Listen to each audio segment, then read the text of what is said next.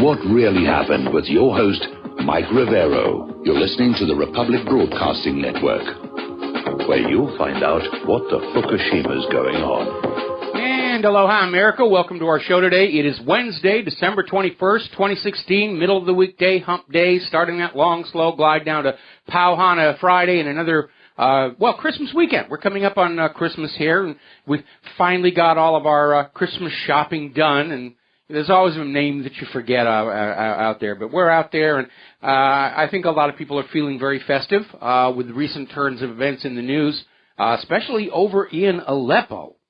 And anyway, we've got a lot of stuff to talk about today. In fact, I'm going to tell you very honestly, I may not be able to take a lot of phone calls because I have so much to share with you today. But the phone lines are open, 800-313-9443, and Mike is in our control room, ready to answer the phone when you call on in. Now, I want to start off with this really bizarre story coming out of Politico.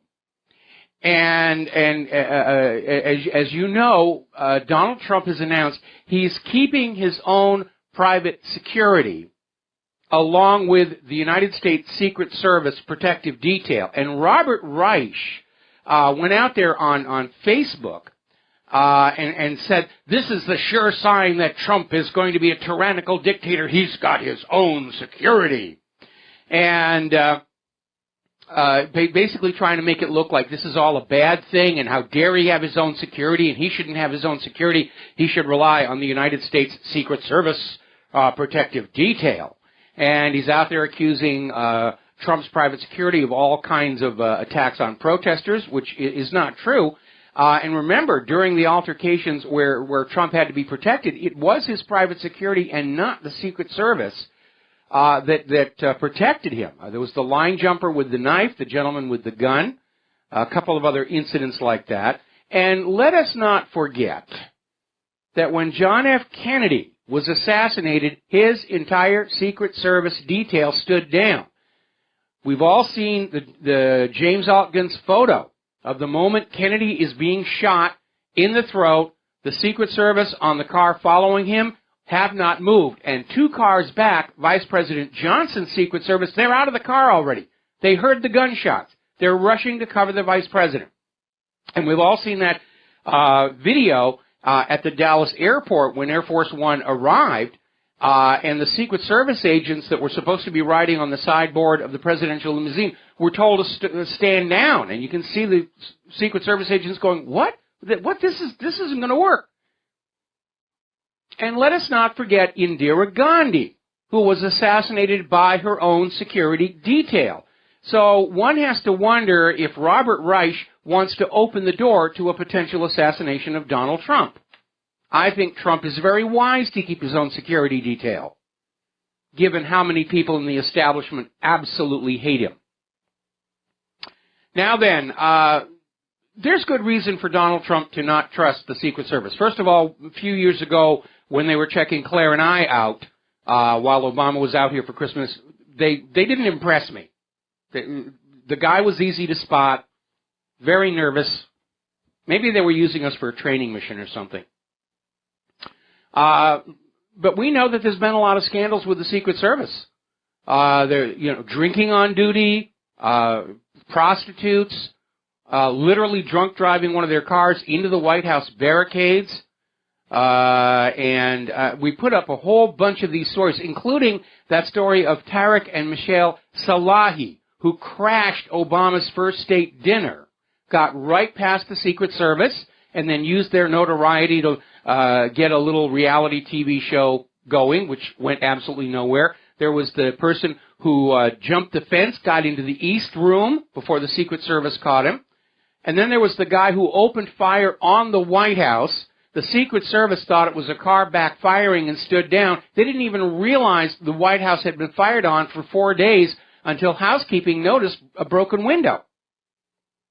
So, yeah, I think Donald Trump has a legitimate reason to have his own second layer of security. I think it's a very, very wise thing for him to be doing right now. Now then, as you know, the let's blame Russia for everything is still continuing. And Donna Brazile, the head of the Democratic National Committee, is out there saying, by now Americans know beyond any reasonable doubt that the Russian government has executed cyber attacks on political campaigns and blah, blah, blah, blah, blah. In point of fact, the Americans don't know that at all. According to the latest polls, most Americans aren't falling for this.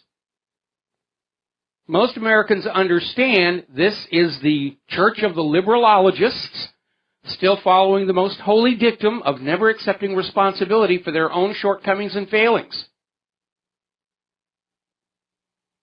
And apparently there was this story circulating around about how Obama had used the red phone to warn Putin of armed conflict if hacking continues. And, of course, the Russians have come on back and said, this is ridiculous. You know, it's not like the red phone isn't used on a regular basis. Obama and Putin talk all the time on it. That's really what it's there for. And this idea of armed conflict if the hacking continues. Fortunately, the election is over, and they can't go on saying Russia's still hacking us. But it is rather ridiculous. We're going to take a second here to do a shout-out to our on-air affiliates who are just now rejoining our network. And here's really what it comes all down to, and probably the reason why the American people aren't buying this latest batch of bovine excrement coming out of the government and the corporate media. Intelligence agencies make their living by lying. They lie to the enemy. They lie to each other. They lie to their superiors. They lie to the public. Why should we believe them now just because they're out there saying Hillary Clinton's election was stolen by the Russians? Based on the past track record, nobody should take anything the CIA, or for that matter, the FBI, says at face value. And again, the polls are showing they're not getting traction with this. The government and the corporate media have destroyed their credibility with the American people. They're not going to get it back with more lies. Which is why they're trying to find some way to trick the independent media into some kind of a misstep that can be used to discredit them. Because that's the only tactic they've got. And, of course, the way we're going to fight back, first of all, we can fight back in the courts, and I understand Alex Jones is moving ahead with his lawsuits against the major media for implying that the independent media are all arms of the Russian propagandists. And if it goes class action, I will definitely sign on to that one. And meantime, the other thing we can do is dig back into all the old YouTube videos of when the corporate media was caught lying and just share them all over social media. They want to declare war on us based on who is trustworthy and not. We have got tons and tons of ammunition on our side. So we reposted the video of CNN's Bob Beckel and his predictions for the 2016 election. Donald Trump only has a 1 to 2% chance, and just on and right up to the election itself. And then we posted another video also from CNN where they faked a satellite interview between two of their prostitutes. And they're on the headsets and saying, oh, there's a delay, we're talking here, we're talking there. And it turns out they're in the same parking lot. And you know that because in the background of one of the shots, you see this red truck and a bus drive by, and then a second later, it goes through the background of the other person's camera. They just faked it. Not too surprisingly, Gallup just ran a poll and discovered that the number of Americans who think the media have low or no ethical standards shot up by 10% since 2009. And that is a very telling indicator. And given that it's Gallup, I expect the number might actually be higher. And we know that corporate media doesn't have ethics or morality. They demonstrated that this year. And don't forget that Fox News synthetic bovine growth hormone lawsuit, where Fox News assigned 2 reporters to do a puff piece on Monsanto's new synthetic bovine growth hormone and what a wonderful thing it was for the meat and dairy industry, and it's going to be great. And these 2 reporters, who actually did have a sense of ethics, which is a fatal disease in the corporate media, came on back and said, there's a problem. People who are eating the meat and dairy products from the treated cows are getting these strange medical ailments. And Fox News said, will you just take that out? And the reporter said, no, we're not going to take that out. This is a serious problem we're dealing with here. and Fox News ultimately fired them. The reporters sued for wrongful termination, and they lost on appeal when the courts pointed out there is no law requiring the corporate media to be truthful with you, the American public, and that therefore corporate media management can order their correspondents and prostitutes to lie to you, and if the correspondents and prostitutes refuse to lie to you, they can be fired for cause legally. They can be fired for telling the truth. And that right there tells you, institutionally, the corporate media has no morals and no ethics at all. Now, as you know, the establishment is in a panic. They've lost their ability to lie to the people with impunity. And without that, they don't know what to do because they've been getting by with lies, fraud, and deception so long, they don't actually know any other way to run a country. And over in Germany, the Merkel government is pushing for a new law that will punish, quote, wrong opinions, end quote. And for those of you who are students of history, this goes right back to the 1930s and the rise of the Nazi Party and the German information laws, where you could be thrown in jail for having a wrong opinion about what's going on in the world, and of course it was the heyday of the book burning, which we're seeing the digital equivalent of that in this effort to try and ban independent media websites or block them or hack them to take them on down. Reminds me of that coffee mug we have available in our online store. The fastest way to bring down a dictatorship is to force them to act like one where everybody can see it. And remember, Holocaust researcher Ernst Zundel was thrown in jail for the crime of disseminating false news in Canada. And what was very revealing about this, and it was an 800-year-old law that had never been used in Canada, but they dug it up and said, you're spreading false news. We say it's false news. And the judge in the case actually told Ernst Zundel, I don't care if your evidence is true and accurate, it is still a crime for you to say these things. In other words, the lies are enshrined and protected by the law, and the truth tellers are heretics. Burn them at the stake. They're telling the truth. Burn them. Burn them. It's a very, very dangerous and dark time here. Now, turning over to politics and corruption, one of my favorite subjects, of course. Liz Wheeler was interviewing Charles Ortel, talking about the Clinton Foundation and whether it should be investigated. And Liz Wheeler asked him, has the Clinton Foundation committed a crime? And Charles Ortel comes back and says, it's more than one. And that in point of fact, the total ill-gotten gain take of the Clinton Foundation may be into the trillions. Nobody knows because nobody's allowed to look. We also posted a video of interviews that were taken down in Haiti following the earthquake. Remember all that money the Clinton Foundation solicited? We're going to help those people of Haiti. And this is a video of the people down in Haiti saying, we haven't seen a penny of it. We haven't seen any of it. And the people of Haiti are convinced the Clintons are criminals because they scooped up all this money that was on its way to Haiti, diverted it into the Clinton Foundation, and it pretty much vanished. The only money that actually showed up in Haiti went down there to buy up property at pennies on the dollar for resort development. That was it.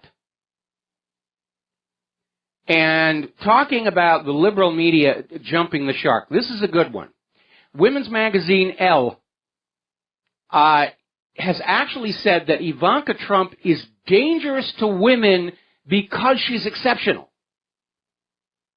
See, all these liberal feminist magazines and everything, they're pandering to women to say it's not your fault that you're not successful. There's an evil male patriarchy. They're keeping you down. You're a victim. Give us your money and your support. Buy our books and coffee mugs and tea cozies, and we will work to open up opportunities for you. Then you have somebody come along like Ivanka, who is beautiful, brilliant, educated. Yes, she's had advantages by birth in terms of the money, but obviously an exceptional individual. And that's a threat to that whole victimhood that feminism has been selling women since the 1990s.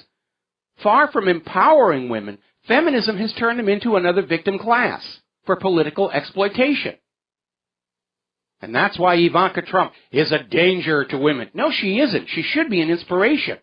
But if she is, if women start saying, oh, well, if she can do it, I can, they're going to stop listening to the liberals and feminist propaganda and go on out and make a life for themselves that they can feel good about, rather than sit at home feeling miserable and going along with this, oh, we have to blame the evil white males for our problems here. And that's getting out of hand as well. I'll just talk about the world would be so much better if we just gas all the white males. Now let's turn to those assassinations. Everybody's pointing fingers. Everybody is coming up with theories about what's going on. One came out of Matrix Bob asking if the assassination of Russia's ambassador and that Berlin market attack are some part of a plan to get World War III going before Donald Trump takes office. And they're making the same point that I was making before. We're in Archduke Franz Ferdinand territory right now, which was the spark that ignited World War I as a war between Austria-Hungary and Serbia, and then somehow we were all told Germany was actually our enemy. So we're not sure what's going on. I did mention yesterday, in the month that remains before Trump takes office, we're going to see a lot of people pushing their agendas, trying to get them into irrevocable status before Trump can take office. But again, Trump could pull a fast one on them, because he's not a career politician. He's not as obsessed with his historical legacy as career politicians. I'm sure he has a view to how he's going to be remembered in the history books. But there's nothing stopping Trump on his first day in office from picking up the phone with Russia or China and say, you know, this war thing is stupid. Let's call it off. And Putin would agree immediately. They're already sending signals to each other that they're not going to let this happen. Now, was the U.S. involved going through the Fethullah Gulen organization? Maybe, because just 6 days prior to the assassination of the Russian ambassador, the former deputy director of the CIA, who served as acting director twice, Michael Morell, called for the U.S. to respond to alleged Russian meddling in the U.S. election by retaliating in a way that was both overt and painful to Putin.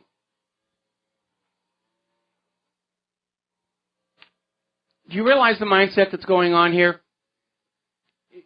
Back to the days of witch hunts. Oh, witches are real. I think you're one. We're going to burn you. That's it. I don't need any evidence. I have God on my side. Another indicator of U.S. foreknowledge is 4 weeks ago, the State Department issued warnings to American citizens in Europe not to attend European Union Christmas holiday markets. Now, the Turkish government has imposed a complete media blackout on the assassination of the Russian ambassador because they're trying to link it to the Fethullah Gulen movement. And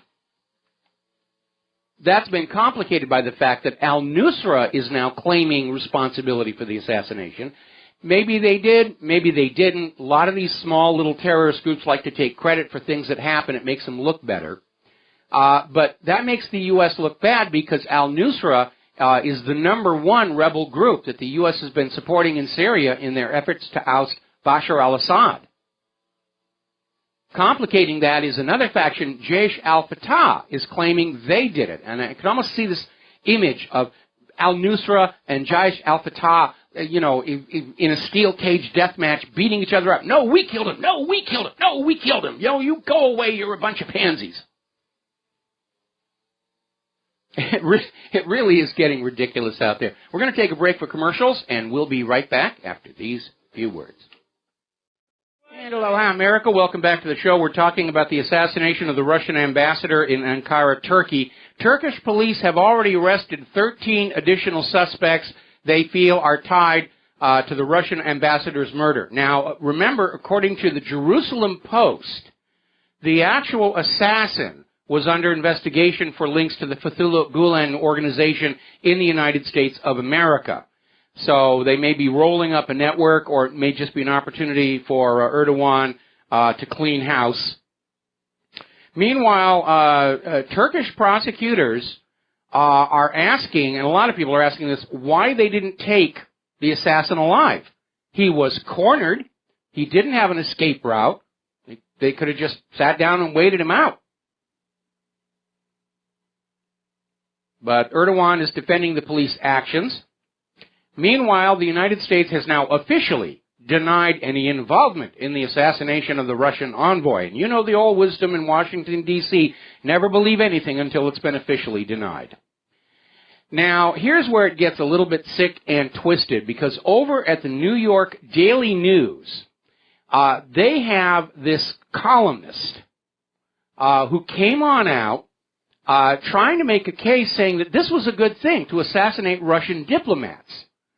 And he compared the Russian ambassador Andrei Karlov to Ernst von Rath, the Nazi ambassador to France who was assassinated in 1938.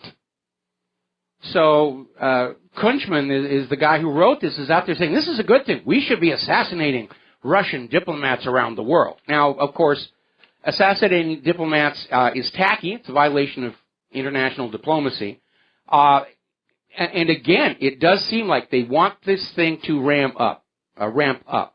Now then, there has been another incident of a minivan plowing through a market. This one was in Beijing. It was a farmer's market at 3 in the afternoon, but at this point, the Chinese authorities are saying this was not an act of terror. The driver was Chinese. It just appeared that he was going too fast and lost control of the van. So my question is, how many more people must die before we ban vans?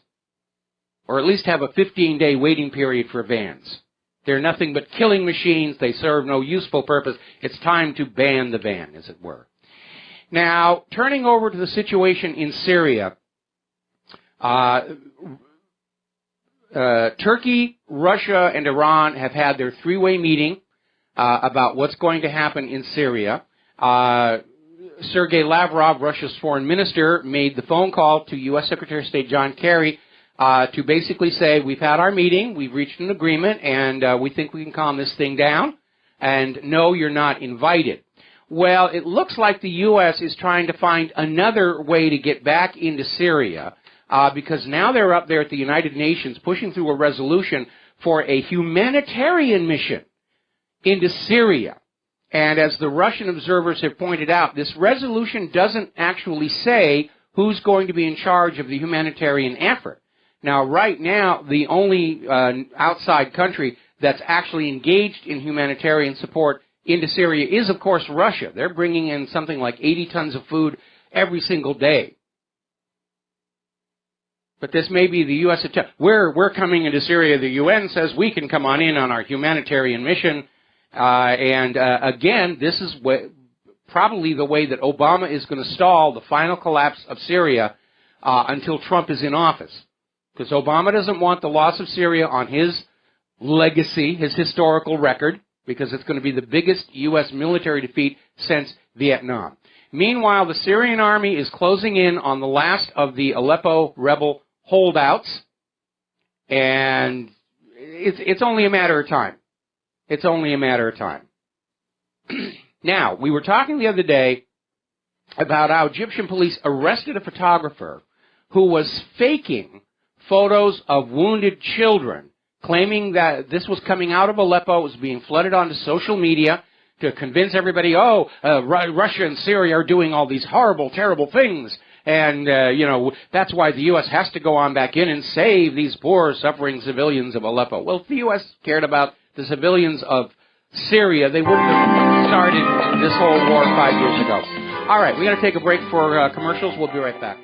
Aloha, America. Welcome back to the show. And a very alert listener wrote in to remind me that this New York Daily News reporter, Gersh Kuntzman, who just wrote this article saying it's a good thing to go out and kill Russian ambassadors, is the same guy who wrote the article about what a terrible, traumatic experience it was firing the AR-15 and how much it, harmed him and scared him, and that nobody should want to touch one of these things. So a little bit of a double standard. He doesn't want you to have AR-15s, but yeah, let's go kill those Russian ambassadors.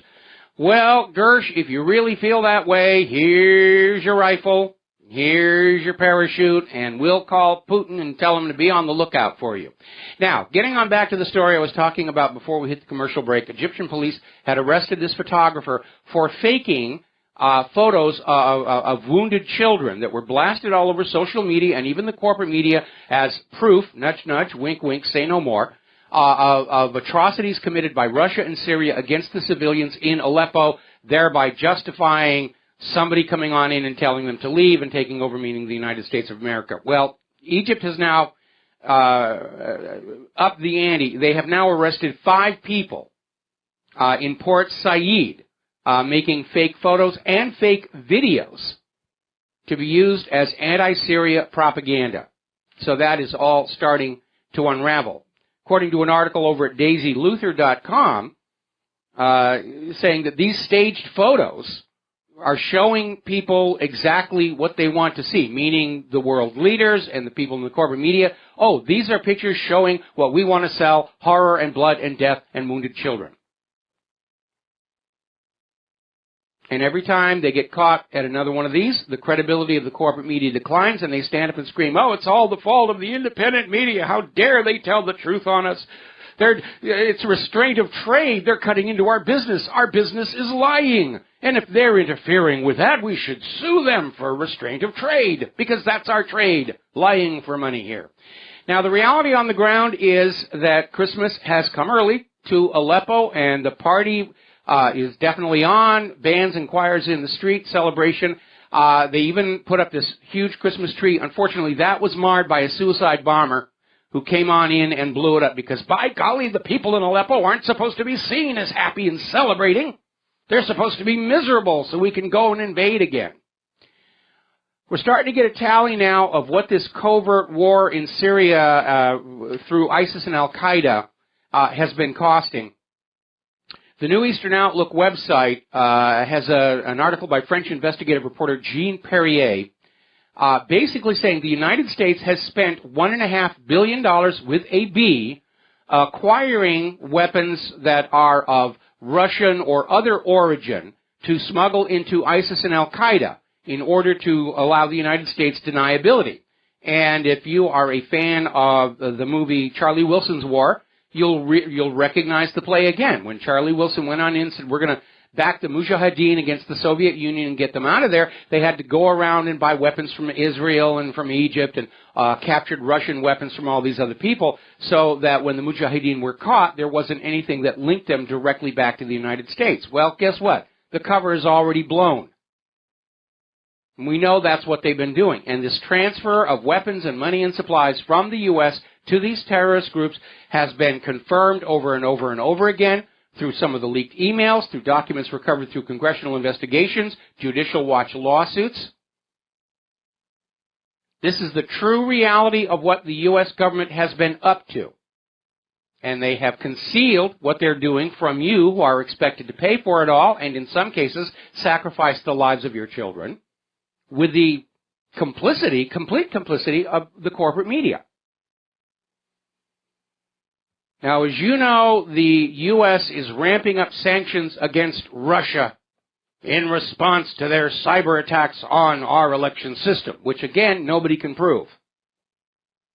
And again, if Russia had that capability, Poroshenko wouldn't have won his election. We wouldn't have had 8 years of Obama, would we?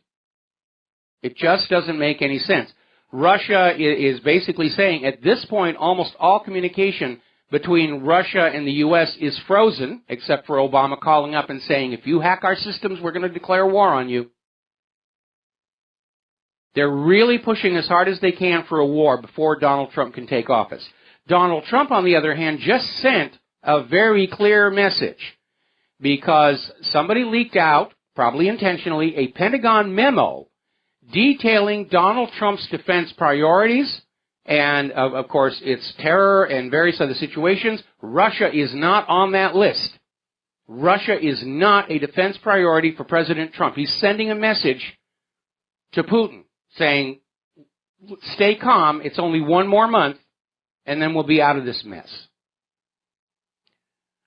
Now, the former CIA interrogator who actually interrogated Saddam Hussein has now gone public, basically blowing the lid off the U.S. official story, like it hadn't already been blown off several times before, with basically what Saddam was saying about weapons of mass destruction and how it all made a great deal of sense that he didn't have those things and certainly was not going to use them.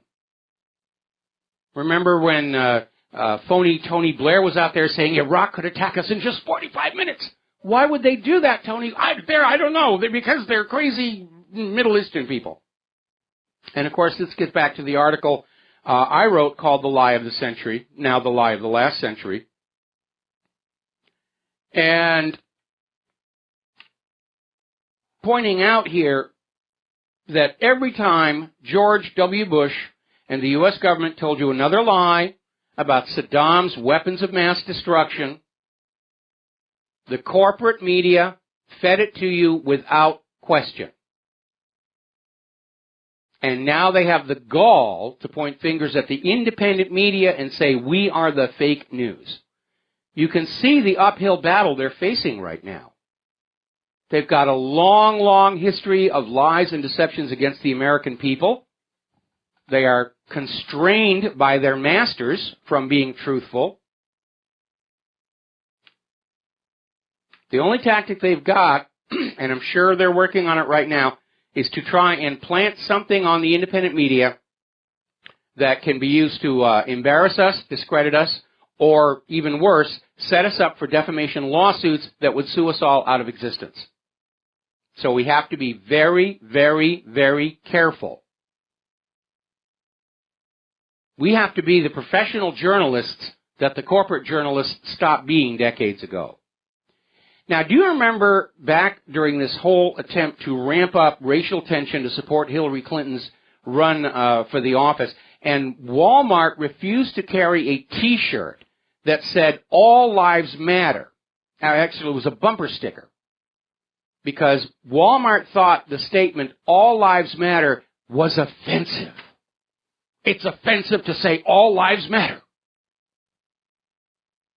But Walmart has now officially signed on to sell trademarked Black Lives Matter apparel. Hypocrisy? I mean, that's it. Black Lives Matter, we can sell that. All Lives Matter, oh, that's offensive. That's offensive because we know all lives don't matter. Especially you white heterosexual males. You've all got to go away. That's a commandment from the first church of the liberalologists. I have to start doing some graphics about that here. All right, let's talk about the economic news here. The Monte Paschi private bailout has basically collapsed, and it went on out where they couldn't get any help from outside. IMF said no, ECB said no, World Bank said no. So Monte Paschi went back to their primary investors and backers and said, we need you to put more money in.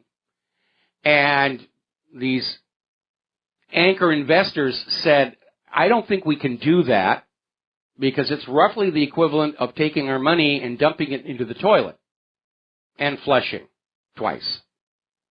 Well, the private bailout has now failed, and Italy is going to nationalize Monte Paschi. And Financial Times is writing, the Italian government will take a stake between 50 and 70% in Monte dei Paschi, which is up from the government of Italy's current 4% stake. That'll give the government functional control over the Monte Paschi Bank. And this is causing some concern in other parts of the European Union, particularly in Germany, which is a critic of state bailouts of banking institutions. Because Germany understands that the more you take from the people to give the banks to prop them up, the less the people have to carry on commerce from which the banks could actually earn money the old-fashioned way. So it's a one-way trip to eventual disaster. All right, we're going to take a phone call here. Bob in Las Vegas, aloha. Welcome to the show. What's on your mind? Feliz Navidad, Mike. Feliz Navidad. Melikalikimaka. Okay, thank you. First, I'd like to say it's been extremely cold here in Vegas lately, so another cold winter is expected. So more good news for Al Gore. Yeah, I understand some other parts of the country. It's so cold, the flashers are just recycling their selfies from last year. Mike, first, did you hear about Trump's recent dinner with Carlos Slim, the Mexican multi-billionaire who's the majority owner of the New York Times? I'd heard they'd had a dinner, and my guess is that Donald Trump is going to be trying to reform the corporate media from within, and because again, Trump knows the media is adversarial going into his administration, and he wants that problem to go away. Well, I think there were some words, not exchanged, but I think Trump had said some negative things about Slim, and I think he wanted to, get together with him, make up. But I'm just surprised that a savvy businessman like Slim, even though he's part of a crony capitalist system in Mexico, I'm surprised a savvy guy like him would even invest in the New York Times and not invest in an independent media outlet.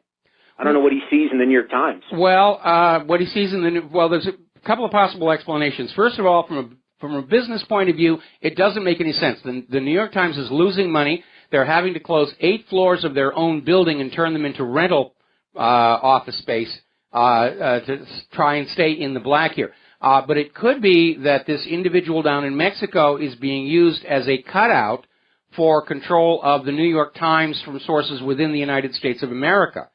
It's not like they want these lines of control exposed to public view. Yeah, okay, I see what you mean. Right. And then, Mike, also, Peter King from New York, who I don't really care for, he's been coming out in the last few days defending Trump. I'm just curious, do these congressmen, the individual congressmen, are they aware of how their districts voted? Like, for example, like in the recent presidential election. I'm sure are they aware of how many? I'm sure that they are here, but in the case of Representative King, he's part of the House Intelligence Committee, and the CIA just snubbed them, which they're not supposed to do. Yes. They were asked to come in to a hearing to present the evidence they claim to have that Russia was hacking our election systems, and they simply refused. They're not going through the normal channels. They're not going through Congress. They're simply sending out agents to leak this story to media assets. And that's why Representative King felt he had to speak up, because it clearly is a political hatchet job, not real-world intelligence. Yeah. I was just wondering if the congressmen, those congressmen in the incoming Congress and the Trump administration, if their support for Trump will depend on how their own districts voted, like how heavy of a majority Trump gained in their districts, and that will basically cause them. No, I hear what you're saying Trump. here. Basically, I think everybody who's in Congress is going to be making a decision how much they'll support or oppose Donald Trump based on whether they think Donald Trump is going to do a really good job, in which case riding on his coattails is a strong path to re-election, or if they think that somehow Trump is going to be thwarted in his efforts to bring about any significant change, in which case supporting Trump is going to be a negative in the coming election. I think that's probably what's dominating their thinking over and above how their districts voted in the last election. Right. Yeah, I would just urge all the listeners to I try to make a habit of, I call my congressman a lot here. I mean, if it makes a difference, it makes a difference. But I want them to hear my voice. Mm-hmm. Whether it's Congressman Hecht, he actually lost, or the incoming senator, then our other senator, I can't recall his name, the Republican. But I make a habit of calling these people, and I let if it's an issue that I really feel strongly about, I let them know. So I think I urge all the listeners to do the same. I agree. I absolutely agree. We have to get more involved in our government. Voting is not enough. And like I said before, anybody who thinks that now that the election is over and the Electoral College has certified Trump as the president, that we can sit on our butts and just wait for the world to get better, it's not going to happen. Donald Trump is not going to be able to fix anything all by himself. We're going to have to bring about that change. What Donald Trump represents is an open door and a cooperative White House to some of these changes that we need to make. And so we're going to have to get more involved. Our work isn't over. with Hillary's defeat, our work is just beginning. And the electoral reform, really, that has to be the number one issue. I'm going to start making calls on behalf of that much-needed reform come January. That certainly is going to be my top priority for at least the next 2 years.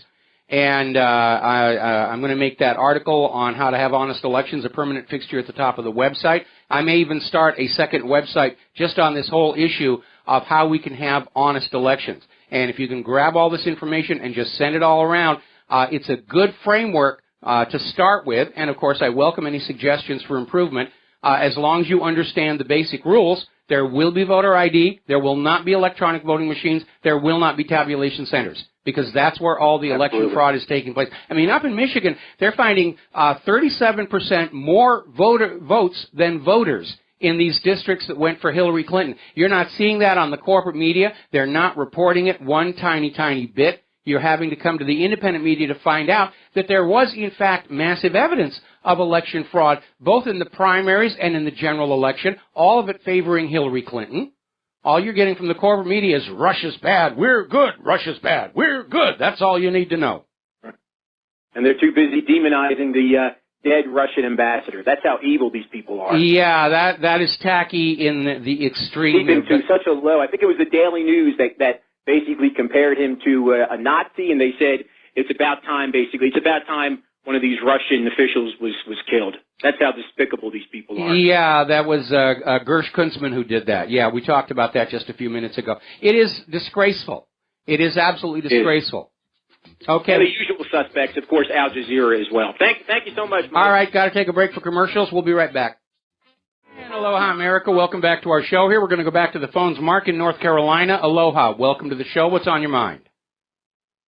How you doing, Mike? I'm doing good. You. Yeah. I got a question. Do you really think that CIA or somebody was behind the assassination of this Russian ambassador and plus this other Russian official who was killed today? I think yesterday. Well, we cannot rule it out. We cannot rule that out at all. We cannot rule out that cutouts have been used to try and obscure the trail. I think the real question is, why was this done at this particular time? And certainly with Turkey pivoting toward Russia, and Russia, Turkey, and Iran cooperating on resolving the war in Syria without allowing the U.S. to have a say in it, I think that may have very well been the agenda, to poison the relationship between Turkey and Russia, and to prevent the meeting from happening, but it didn't work. Well, I'm wondering whether I know these people are insane, but I didn't think they're that insane. Even during the Cold War, we didn't knock off each other's, the United States and Soviet Union didn't knock off each other's, No, unfortunately, that's a harbinger of a hot war. Yeah, but what I'm saying is Vladimir Putin, they keep on reminding that he used to be in the KGB. And it's true. KGB yeah, but George Herbert Walker Bush was head of the CIA. Exactly. Okay, I mean, Bill Clinton, if he was not in CIA, he was certainly a partner with him in Operation Screwworm, all the gun and drug running out of Arkansas in the 1980s. I think you can't rise above a certain level in our society without the CIA knocking on the door and saying, you might be of use to us.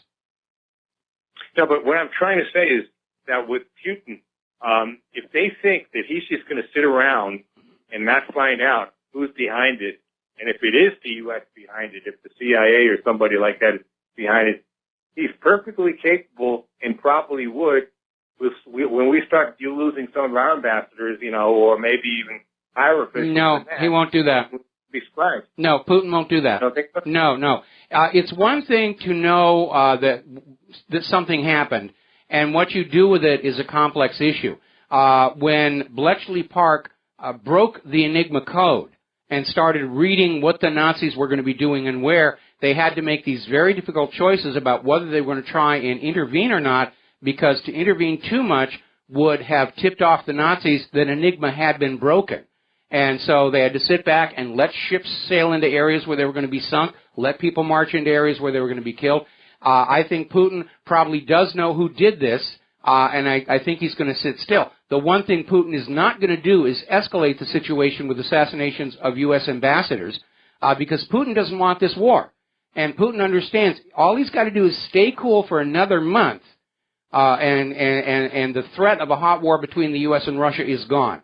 So I don't expect to see Putin do anything at all about what happened with the assassination. The fact that the meeting with Turkey and Iran went forward, I think, was sending a message that, no, this is not going to be changing anything here. Anyway, Mark, got to let you go. Got to do a station identification break, and we'll be right back. Aloha, America. Welcome back to our show. Hour number 2. The phone lines are open, 800-313-9443, and we're talking about the economy. We were talking yesterday about Russia's rise as a business-friendly environment in the World Bank's recent report here. Now we're finding out India just overtook Britain as the world's 6th largest economy. So we're definitely seeing the center of economic power shifting toward the east. And the reason is very simple. Certainly here in the United States of America, we don't actually make anything anymore, and nobody wants our agriculture. We have a culture that on Wall Street that believes that if you just shake the money back and forth with enough vigor, it'll magically grow all by itself. And as long as they have the printing presses, they can make that happen. The reality for people here on the ground, though, is very, very different. The number of millennials still living at home has reached a 75-year high. It is closing in on the number of people being forced to live with their parents that was set in 1940 at the end of the Great Depression. That's how bad things are out here. Along with the retail Mageddon, it's a horrible Christmas shopping season. People don't have money to buy stuff here. All right, we're going to go ahead and take a phone call. Donna in New Mexico, aloha. Welcome to the show. What's on your mind? Aloha, and I'm going to say this. I think I can say it correctly. Mela Kilikimaka. You got it. That's it. I'm going to tell you how I know that, because I actually have an old CD with Bing Crosby singing that song. Yes, it's a classic. It's been all over the radio here, especially at the local station KSSK. They've just gone totally overboard on the Christmas music. Anyway, I wanted to follow up with what some of the other callers have been talking about with regard to participating in politics now more than ever.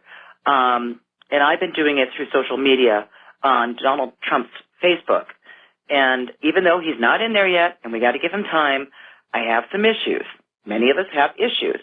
And what I'm trying to do, I actually posted a link to a documentary on fracking, just to put it out there, hoping that he does actually pay attention to his social media, which he seems to do. And I also took issue with his appointment of the U.S. ambassador to Israel, which I have a real hard time with. And a lot of people were very, very concerned about that one. A lot of people were concerned about that one. I'm not happy with that either. But as Harry Truman used to say, that Oval Office is the hottest kitchen in the world, and it doesn't matter what you do, there's going to be some SOB who doesn't like it. Again, I want to wait to see the end of the first 100 days, but I still maintain, and call this an article of faith if you will, that Donald Trump at his absolute worst is still better than Hillary Clinton at her best. Absolutely.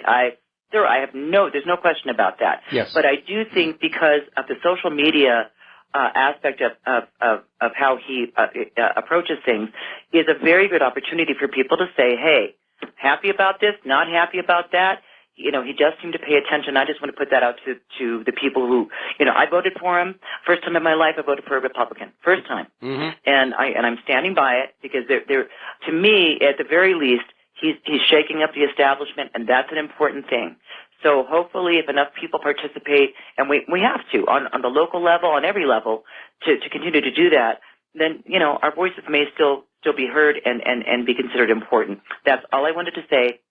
That's it. All right. Thank you. Well, Donna, certainly communicating with Trump is going to be important, or whoever's actually reading his social media for him. I'm sure that he personally is not sitting there scanning the stuff anymore. But I think it's actually more important to be communicating with members of the Congress and various government officials who are going to be opposing Donald Trump. They don't want any changes made to a system from which they personally benefit and enrich themselves. And so I think it's more important to be directing our concerns and our ire at them. Like I said, I quite agree. Yeah. I quite agree with that. And it worries me that they're already lining things up against him. Mm-hmm. And you think they would have learned. There's such an overwhelming message here that we are tired of business as usual, and it's time for change. And absolutely, what you said, I completely agree with. Thank you very much. Talk to you soon. Thank you very much, Donna. We're going to let you go here. I mean, here is the dire reality that the current establishment, especially the liberals and the corporate media, are dealing with. They have to find some way to turn the clock back to the 1950s or 1960s, or they are gone. That's their mindset. There is no other alternative there. They have to somehow drag us back to a world where we believe in the corporate media or have no choice but to believe in the corporate media and do as we're told, or they're going to be gone. The whole thing is going to start tearing itself apart. And I'm holding out a hope that under President Trump, we can peacefully reverse the course of this nation and start that long, slow trek back to being a constitutional republic with an honest and fairly democratically elected government. And it's going to take a while to do that. But there is still the risk of a Soviet Union-style collapse out there, and it's very real, and it could happen. And a lot of that is tied in to the intractability of the establishment to adjust and adapt to the new reality of a very skeptical population, and the fact that the American people and people around the world are now on to the little games that they've been playing with us for decade after decade after decade. We're going to do a quick shout-out now to our on-air affiliates who are just rejoining the network here, and we're talking about the economic news. Now, Royal Bank of Scotland and Barclays are among 7 banks that have been hit with fines totaling 99 million Swiss francs for interest rate rigging. And we're going to keep on hitting these stories over and over and over again because the picture that is emerging is that these ultra-wealthy financial institutions are getting wealthy through criminal activity. Remember that old TV commercial for one of the investment houses? We make money the old-fashioned way, we earn it. Well, looks like the old-fashioned way was basically cheating. Now, former BlackRock portfolio manager Mark Littleton has been given a year in prison for insider trading. And you begin to understand that there is a serious problem there in our economic system. Frankly, I think the United States ought to be doing what other countries are doing. Iceland throws their crooked bankers in jail. China and Iran execute them. I think you do a few of those, and these Wall Street people are going to snap too. The reason the fraud continues apace is nothing bad ever happens.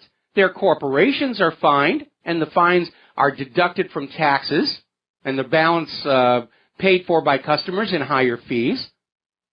There's no incentive for them to comply with the banking laws. There's no incentive for the banking industry to be honest and ethical and fair. Quite the opposite.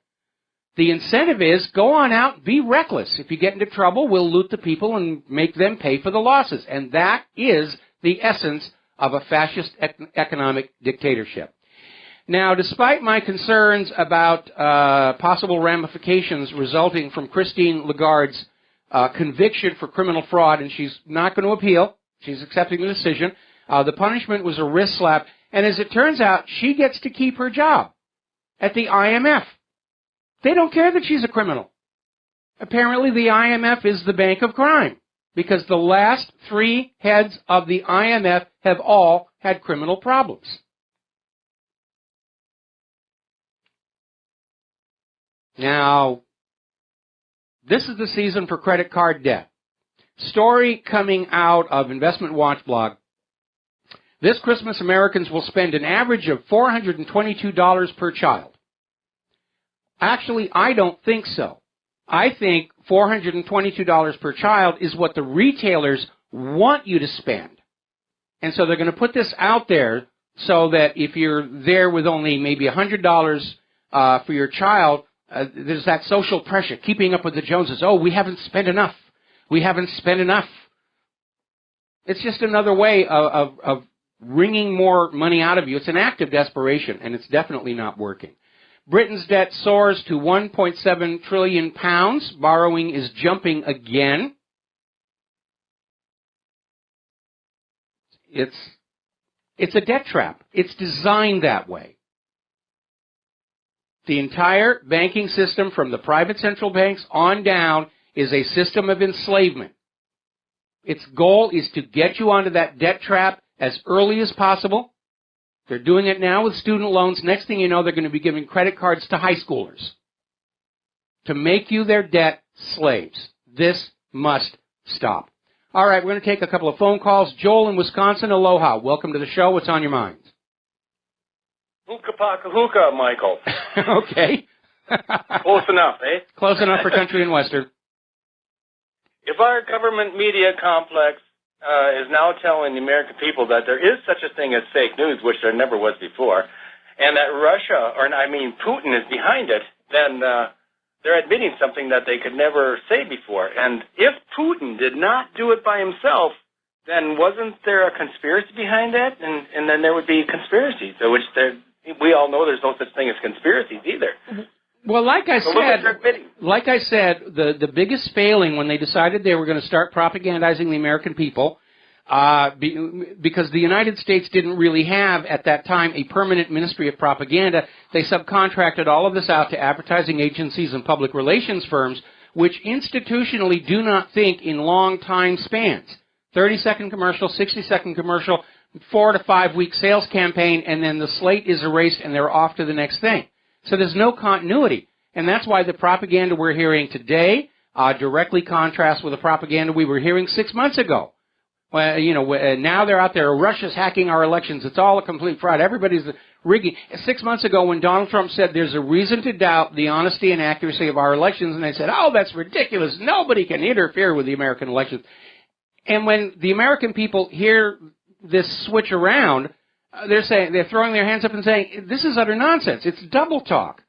And the corporate media and the government, of course, they're out there wondering why we remember things that we were told 2 and 3 months ago. We're supposed to just forget about it. It's supposed to just magically disappear from our memory cells so that we're only listening to what they're saying today and believing what they say today. Humans don't work like that, of course. And that's why the propaganda is so self-destructive and self-contradictory, and that's why ultimately it is failing right now. And if our intelligence agencies now know that this was going on, they just figured out they could tell us in detail what's going on, and they want to do something about it, why didn't they stop it when they, where were they 6 months ago? Yeah, that's a very, very good question. If they knew Russia was interfering with our elections, why didn't they do something about it? And, where's the NSA? Well, the only word we're getting from the NSA is from former NSA workers who are out there saying, no, if Russia was hacking the elections, the NSA would know it. And, right. Again, they're in a state of panic and desperation. They can feel they are losing their grip on the American people. They're losing control. And they're absolutely in a panic. And that's the reason for all this screaming about fake news and all this screaming about Russia hacked the election. And they're just trying to find anything that will get traction with the American people where they can roll back the clock to where we were all naive and obedient. Yes, and it's about time that people are waking up, and that's all I got. All right. Well, thank you very much, Joel. We're going to switch over to Matt in Colorado. Aloha, Matt. Welcome to the show. What's on your mind? Hey, Mike. I haven't talked to you in a little while. Thanks for taking my call. Wanted to hit on a couple of points. Of course, the first one is being the rhetoric of fake news. That's completely absurd. And what is really troubling to me is that it seems that the neoliberal, neocon conservatives are making a play prior to the inauguration of Trump in order to facilitate a war against Russia. Yes. And they're already putting troops in Estonia and the whole thing is tied into the IMF and so forth, or excuse me, the European Union and the European Central Bank. And what I don't understand about this is because, you and I we're people, we only have the ability to share information or do whatever we can do, but they are actively instigating provocation with a superpower, which would result in mutually assured destruction because it would go nuclear. And I don't understand what their objective is, given the fact that they can print money at will and the greed. And I know you are fond of using the term money junkie. So it just seems like they're, and I don't use this term lightly, but Satanists that want to create World War III. And I don't know where the good men and women in the United States military are just going to stand down and say, hey, guys, we're not doing this. And, I'm not a big Trump supporter, but make America great again, make the world great again. How do we actually... Well, I think basically we make the world great again by pulling back from all this military nonsense, which just sucks up so much of the gross domestic product and all these young lives and causes so much destruction that has to be rebuilt, and we focus on building new and building for the future. The situation with the war is the people who are pushing for the war are victims of their own groupthink and confirmation bias. They're absolutely convinced that we can win a nuclear war. They're refusing to look at all these horrible reports coming out about America's latest weapons, like the Zumwalt, which is now being blasted as wasteful and incapable. They don't want to hear that stuff. They think they've got a good bead. We've got all these wonderful weapons. We're going to prevail.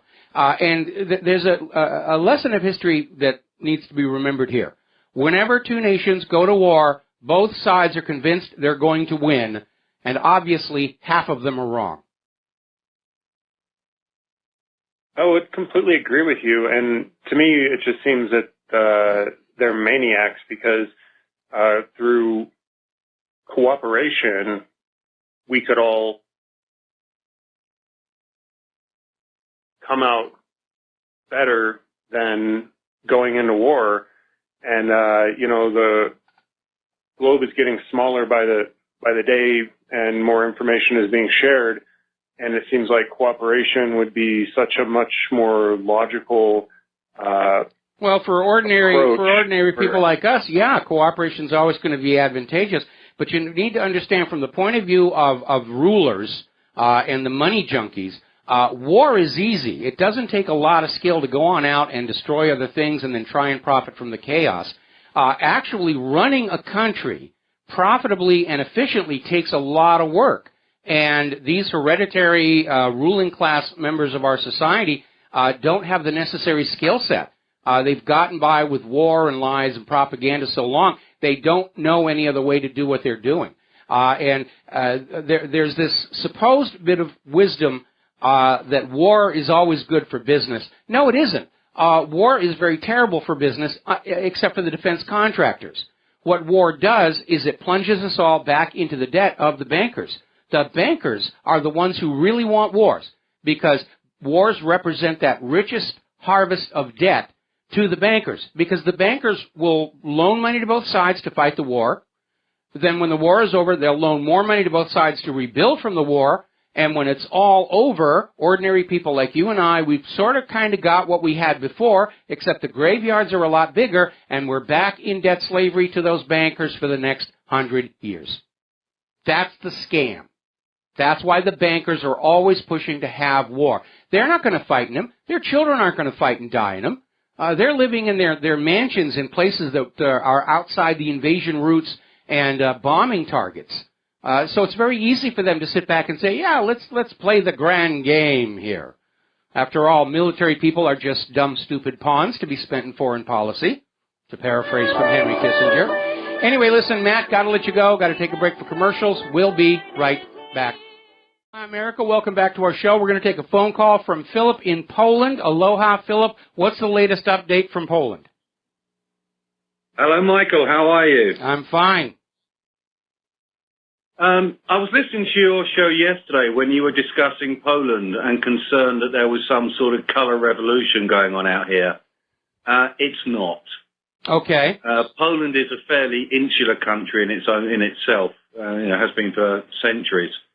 But the current ruling party are, I think the technical term is bunch of nutters.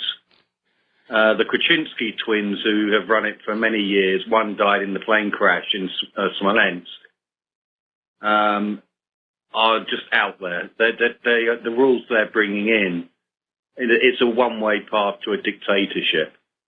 However, the people that are protesting them, there's irony upon irony in that. They're talking about independence and freedom and partisanship, yet they're waving European, EU flags all over the place, which sort of undermines their whole argument. Mm-hmm. So I wouldn't be too concerned that there's a color revolution going on out here. Well, that's good to hear because, I mean, we've had way too much of this U.S. mucking about with other people's countries here. I think for one lifetime. There's no doubt that George Soros did pile a load of money in here a few years ago. But the country, when communism fell, the people that ran the industry here in this country were the mafia, and they didn't let go.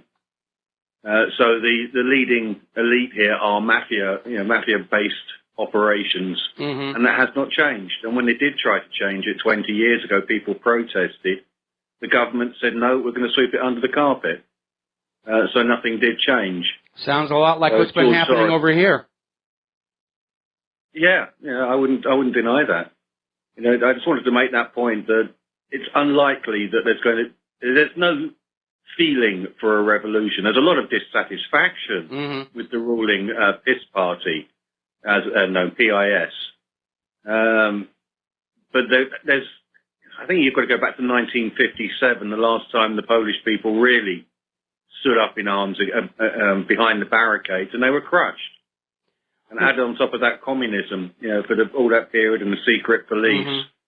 where you didn't know who was really speaking to whom. Well, we're coming up on a commercial break, so let me just make a comment here. The reality is that when the U.S. goes on out to try and do a regime change, they're not always successful. In fact, they're only successful half the time. And very often they can overestimate the reality on the ground in a country. They certainly did that in Iran in 2009 when they tried to have a color revolution there to drive Ahmadinejad out.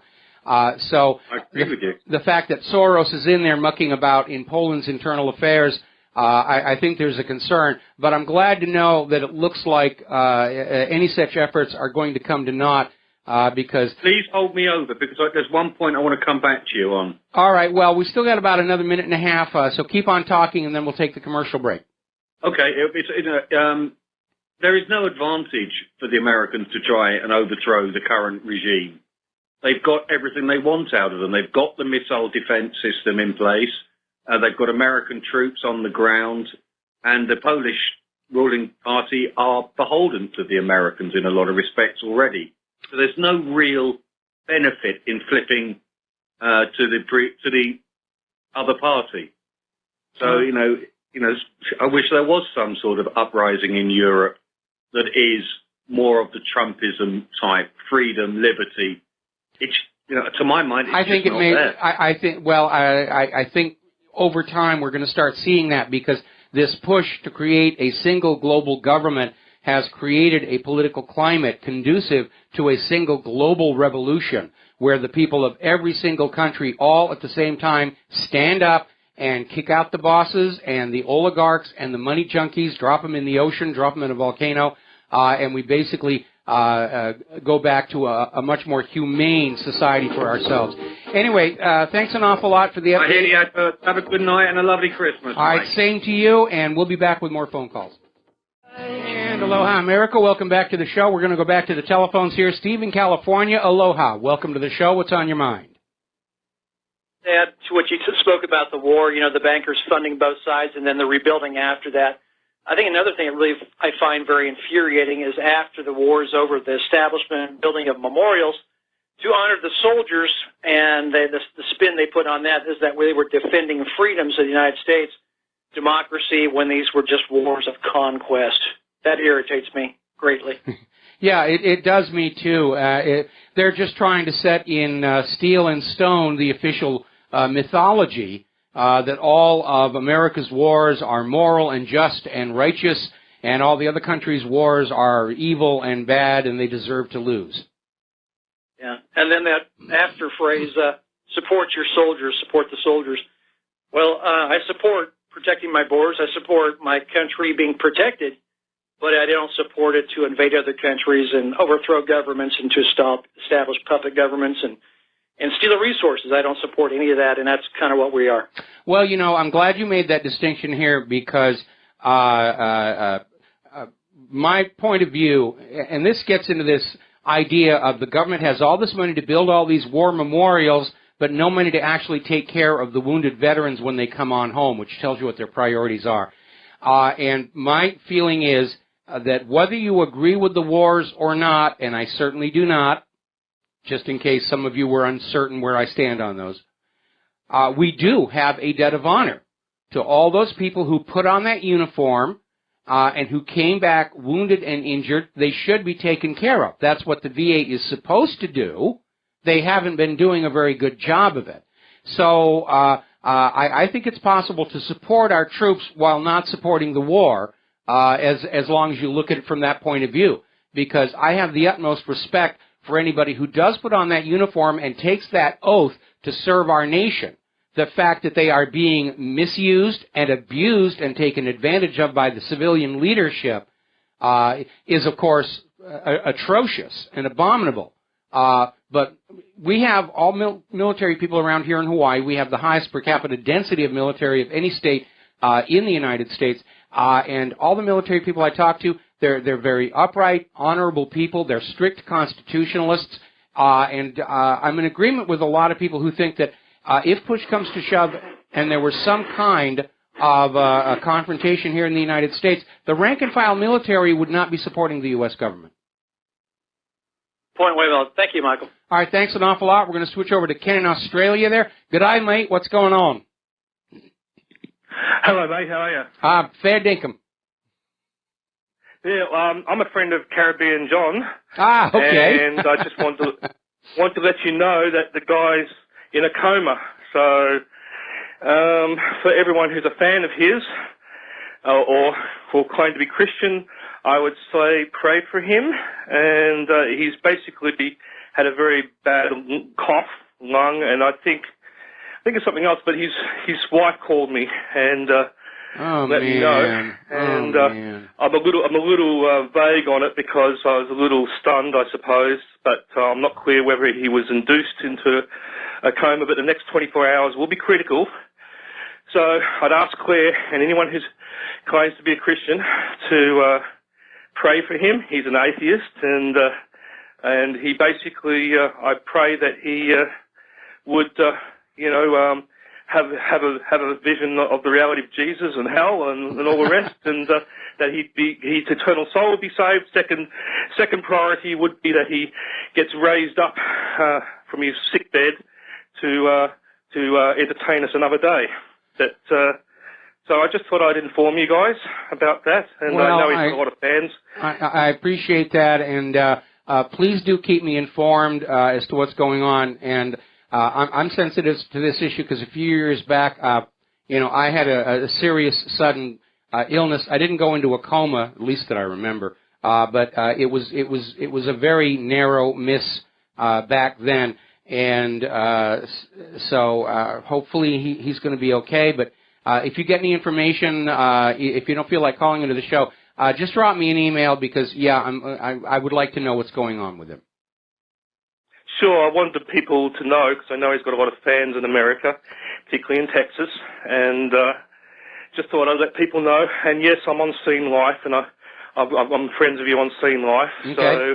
So if anyone else wants to contact me that way via you, maybe that's the appropriate platform. If anyone else wants to contact me, I'll notify you on Scene Life. And if anyone wants to talk to me, you can refer them to me. Well, okay, I will definitely plug them in over at Scene Life. And again, thank you for letting us know, because it actually crossed my mind that he hadn't called in today, and I was starting to wonder what was going on. So thank you for the update and for keeping us informed. And I'm in agreement with you. Even though I'm not religious, I certainly hope that he will recover and continue to regale us with his tales into the future. Yes, absolutely. And I'm a first-time caller. I've been listening to you for years, as has my dad. And but we're in another time zone, and we often find it more convenient to get the Ron Gibson podcast. But we love everything you do, and I'm sure you're sick of hearing that. But no, that's I'm not. really all I've got to say today.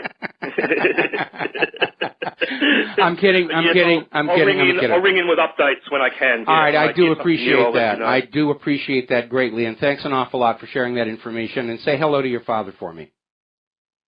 Not a problem. Thank you. All right, talk to you soon. Bye for now. All right, bye-bye. All right, well, that's definitely going to put a crimp on the festivities today. And I'm sure we're all in agreement here that we hope John pulls through this, comes back to us. There's a wonderful line in the movie Indiana Jones and the Kingdom of the Crystal Skull, and I find myself actually using it. We've reached an age where life stops giving us things and starts to take them away. And that is definitely the downside of getting older.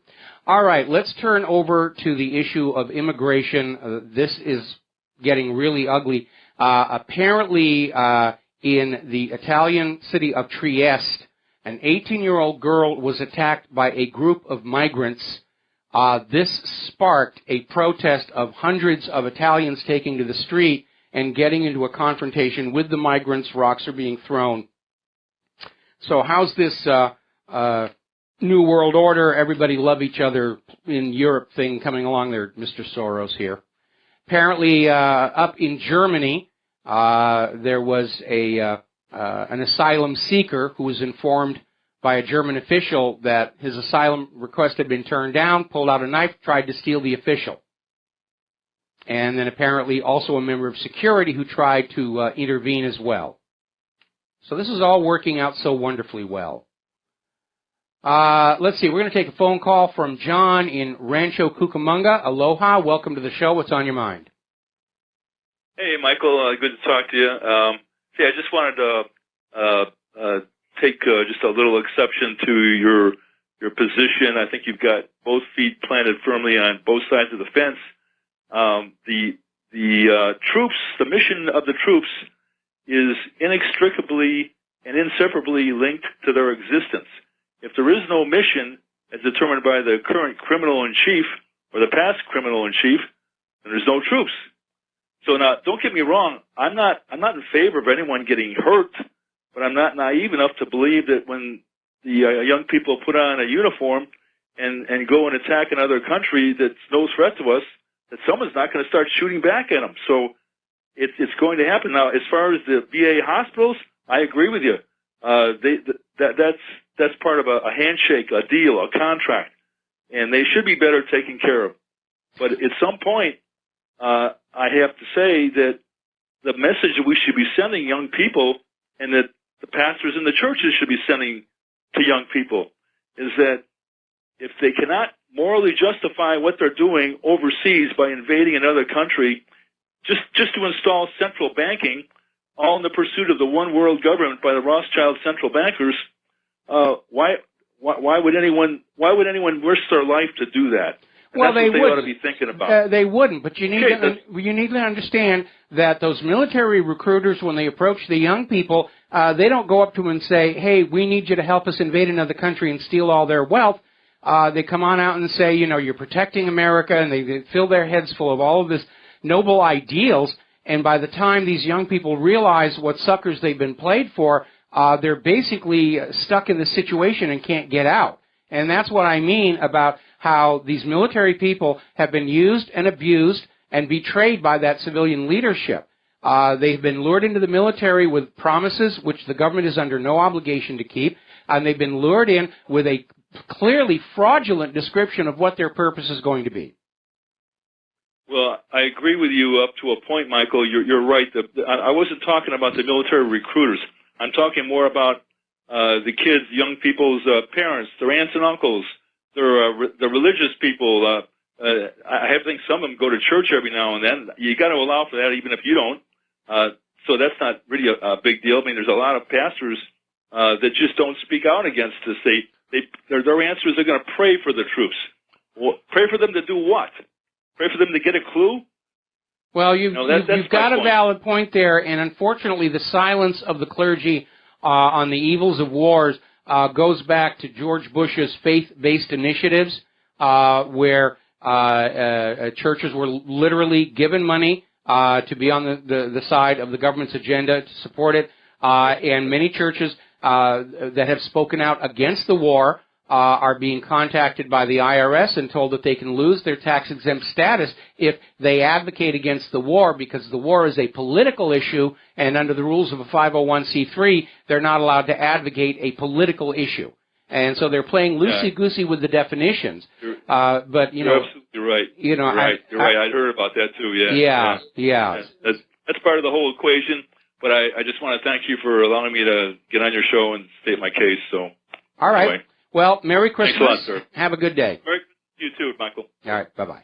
All right, now then, getting on back to immigration. Apparently, there was a Austrian town of Oberndorf, and they were having a nativity play done by children. It's a very common thing this time of the year. And apparently an asylum seeker stormed the stage, a Somali, and started reading from the Koran, and obviously caused a great deal of upset. Now remember what I said before. This process of migration is a filtering system.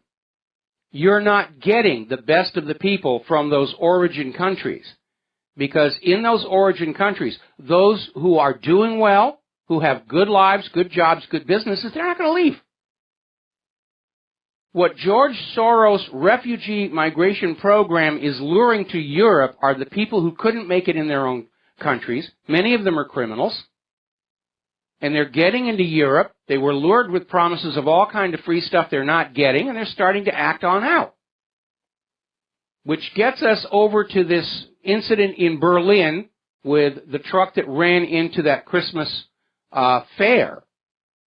The original suspect they had was released. Now they've identified a new suspect, a Tunisian, and yes, he is a refugee.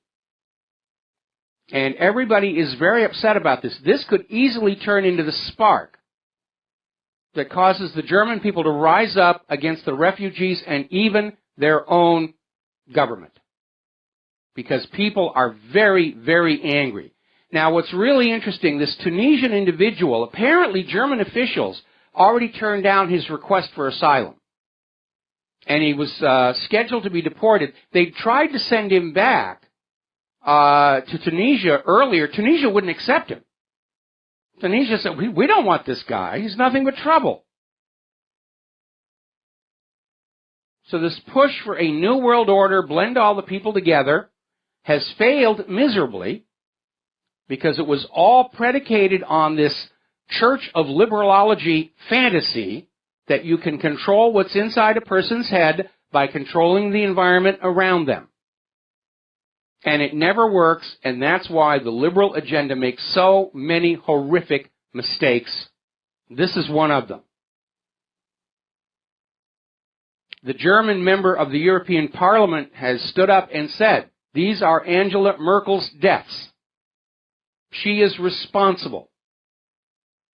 Geert Wilders actually tweeted a picture of Angela Merkel. It was photoshopped to have blood on her hands and face. And he's out there saying, they hate us and kill us and nobody protects us. And right-wing leaders across Europe are denouncing Angela Merkel for having done this to her own people.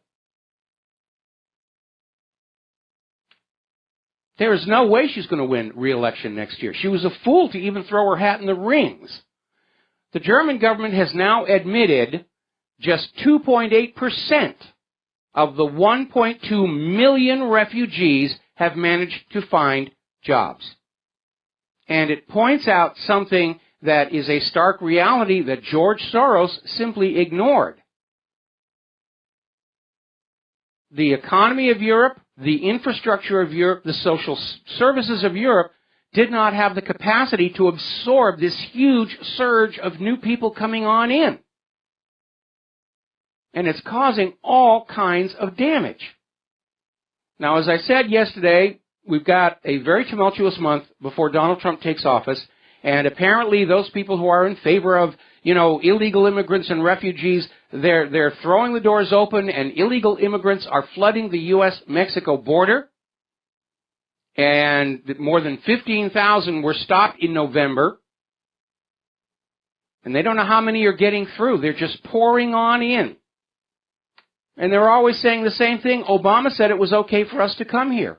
Well, it was up until Hillary lost the election. Now they don't need you. Maybe they're going to load it up for 2020.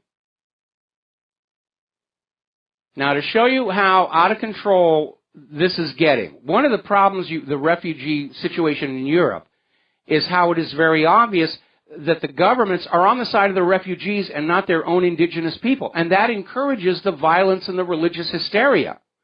Apparently, there's a town in Belgium that has canceled having a nativity scene over fears it will offend the town's Muslims.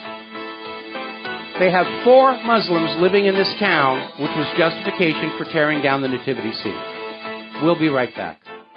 Aloha, America. Welcome back to our show here, and I'm getting a ton of email with well wishes for John in Barbados, and I will save them all up and forward them to him when we get the good news that he is back with us and able to share life with us again here. All right, let's take a quick phone call. Glenn in Philadelphia. Aloha. Welcome to the show. What's on your mind? Hi, Mike. I think the German people need to seek asylum for Angela Merkel. An involuntary commitment should do, because she's back too crazy. Well, I think probably most of the world leaders today are candidates for a straitjacket, with the exception of Donald Trump and Vladimir Putin. Yeah, exactly. Yeah, I thought of you the other day when I heard about that truck attack on the Christmas market, because I remember many times you said how you enjoyed Christmas in Germany because the people weren't so obsessed with the materialism and what a wonderful atmosphere it was and feeling, and people just being nice and everything. And I saw a woman interviewed on TV, a German woman interviewed, and she talked about how, this is kind of throwing a wet blanket on that and making people anxious and fearful, understandably, justifiably so. Well, they're ramping up. The Berlin market has now been canceled. They've got more police presence at Christmas fairs all across Europe. And again, for anybody who is wanting to start World War III before Donald Trump can take office, we have 2 targets of opportunity for highly symbolic false flags. We've got Christmas followed by New Year, and we have to be vigilant. Yeah, exactly. And as you said, resist the provocations, and much the way Russia and Iran have been doing. The question is whether or not they're going to try and they even have Ukraine as an option to try and start trouble over there, which apparently, apparently Poroshenko is uncorking on those breakaway republics right now. But again, I think Putin is just going to sit there and say, I feel bad about those Eastern Ukrainian republics, but I'm not going to bite into this war here. I've only got 1 more month where I have to stay cool, and then all this trouble is going to go away. Right. Hopefully, God willing.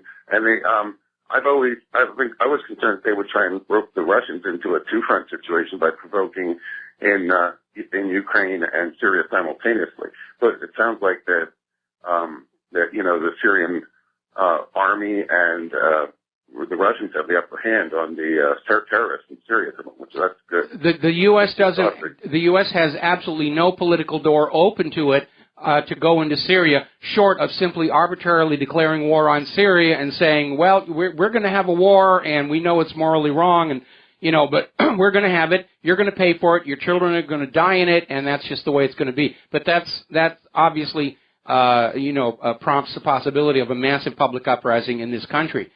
We have a government that constantly goes around deciding for us who our enemies are supposed to be, and we're all big people. We can decide for ourselves who our real enemies are, and stop letting the government say, you must hate this person, and you must love this person. You will love Israel. You will hate Russia. Anyway, listen, got to let you go, Glenn. We've got to take a break. Merry Christmas. Station identification. We'll be right back. And aloha, America. Welcome back to the show here. And I want to finish up talking about this story coming out of Belgium where the town leadership canceled the display of a nativity scene over concerns it might offend the town's four Muslims. And obviously the local citizenry are very upset, and they should be. Now, angry refugees aside, every Muslim I've met is very respectful of other people's religion. And I certainly don't have a problem with the nativity scenes, other than that those are the people we're bombing to steal their oil. That's always an uncomfortable feeling. I don't have a problem with Hanukkah decorations or anything else.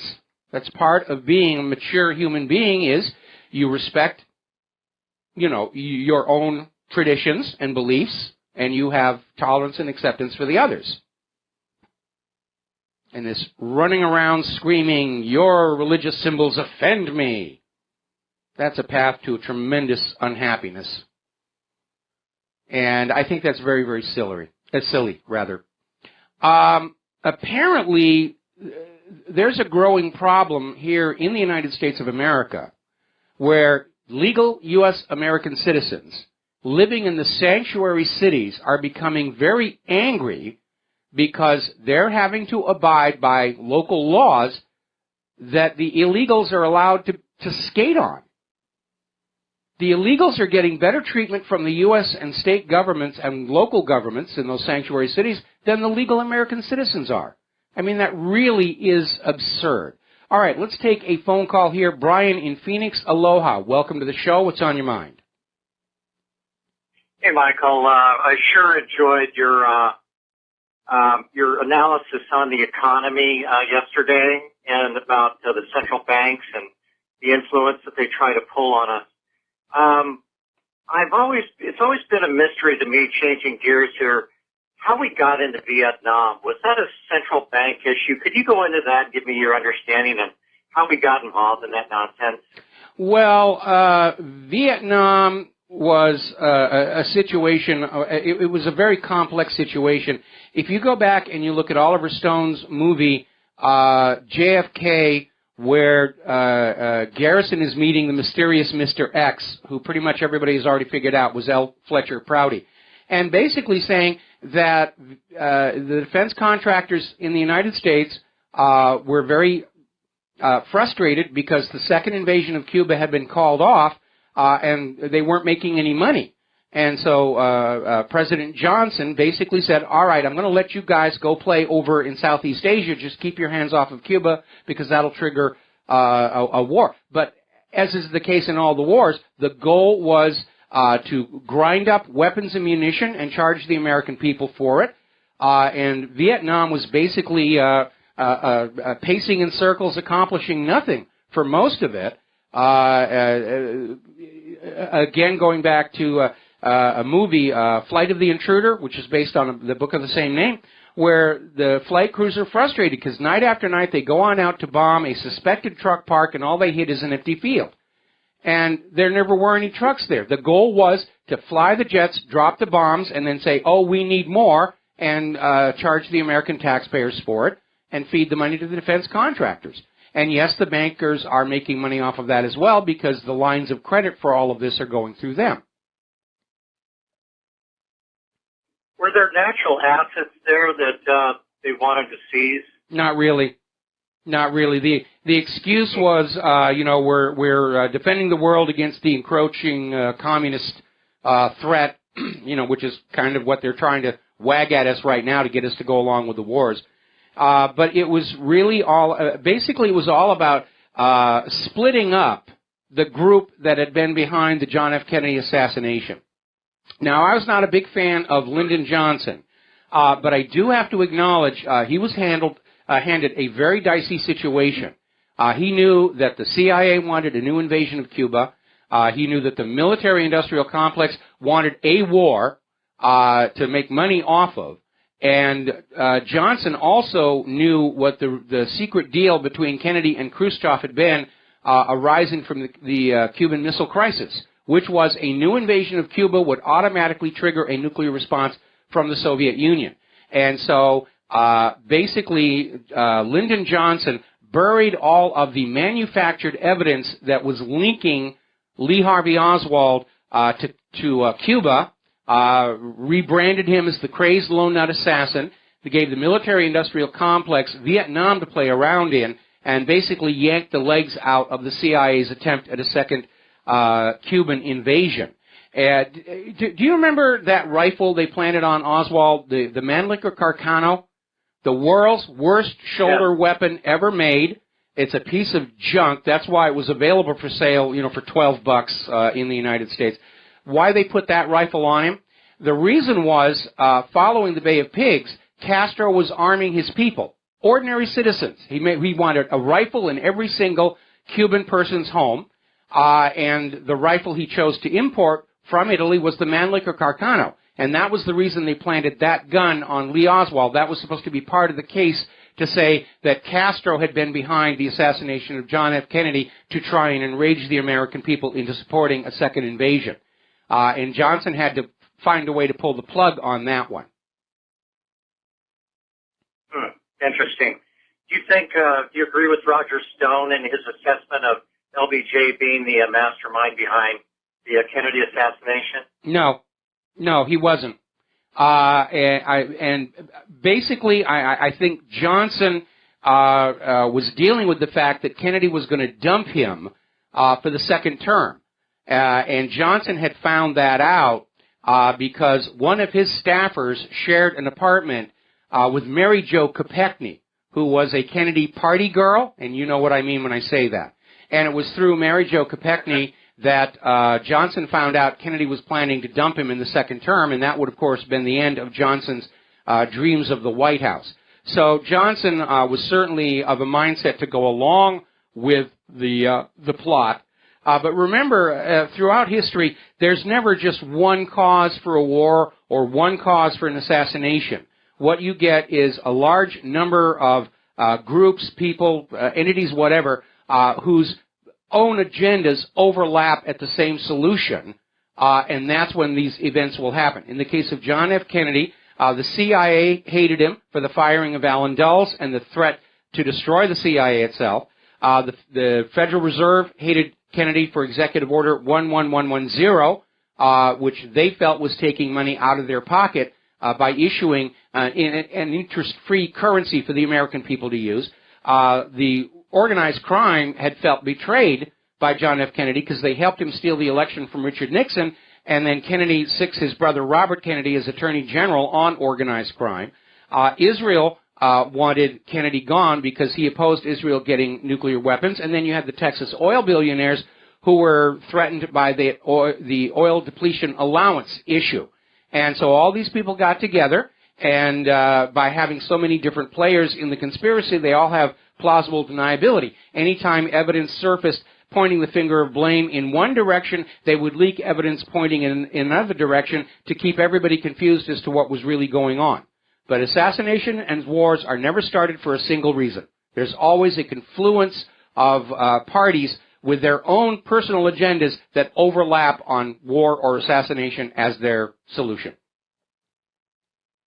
So to drill down just a little bit on that, do you think, how many killers, actually assassins, at the scene do you think there were? Well, somebody went back and did another analysis of that police recording of the gunshots in Dealey Plaza. The House Select Committee on Assassinations, claiming budget constraints, had only analyzed 4 of the shots, one of which clearly came from the grassy knoll. But somebody later on went back and analyzed the entire tape and discovered that there were at least 5 shooters in Dealey Plaza. There was the shoot team that was on the book depository, probably the 5th floor. There was a shooter in the Daltex building, and there was the shooting team at the grassy knoll, and I forget where the others were. Very interesting. Very interesting. Switching gears completely to the Trump election. Yes. And all of that.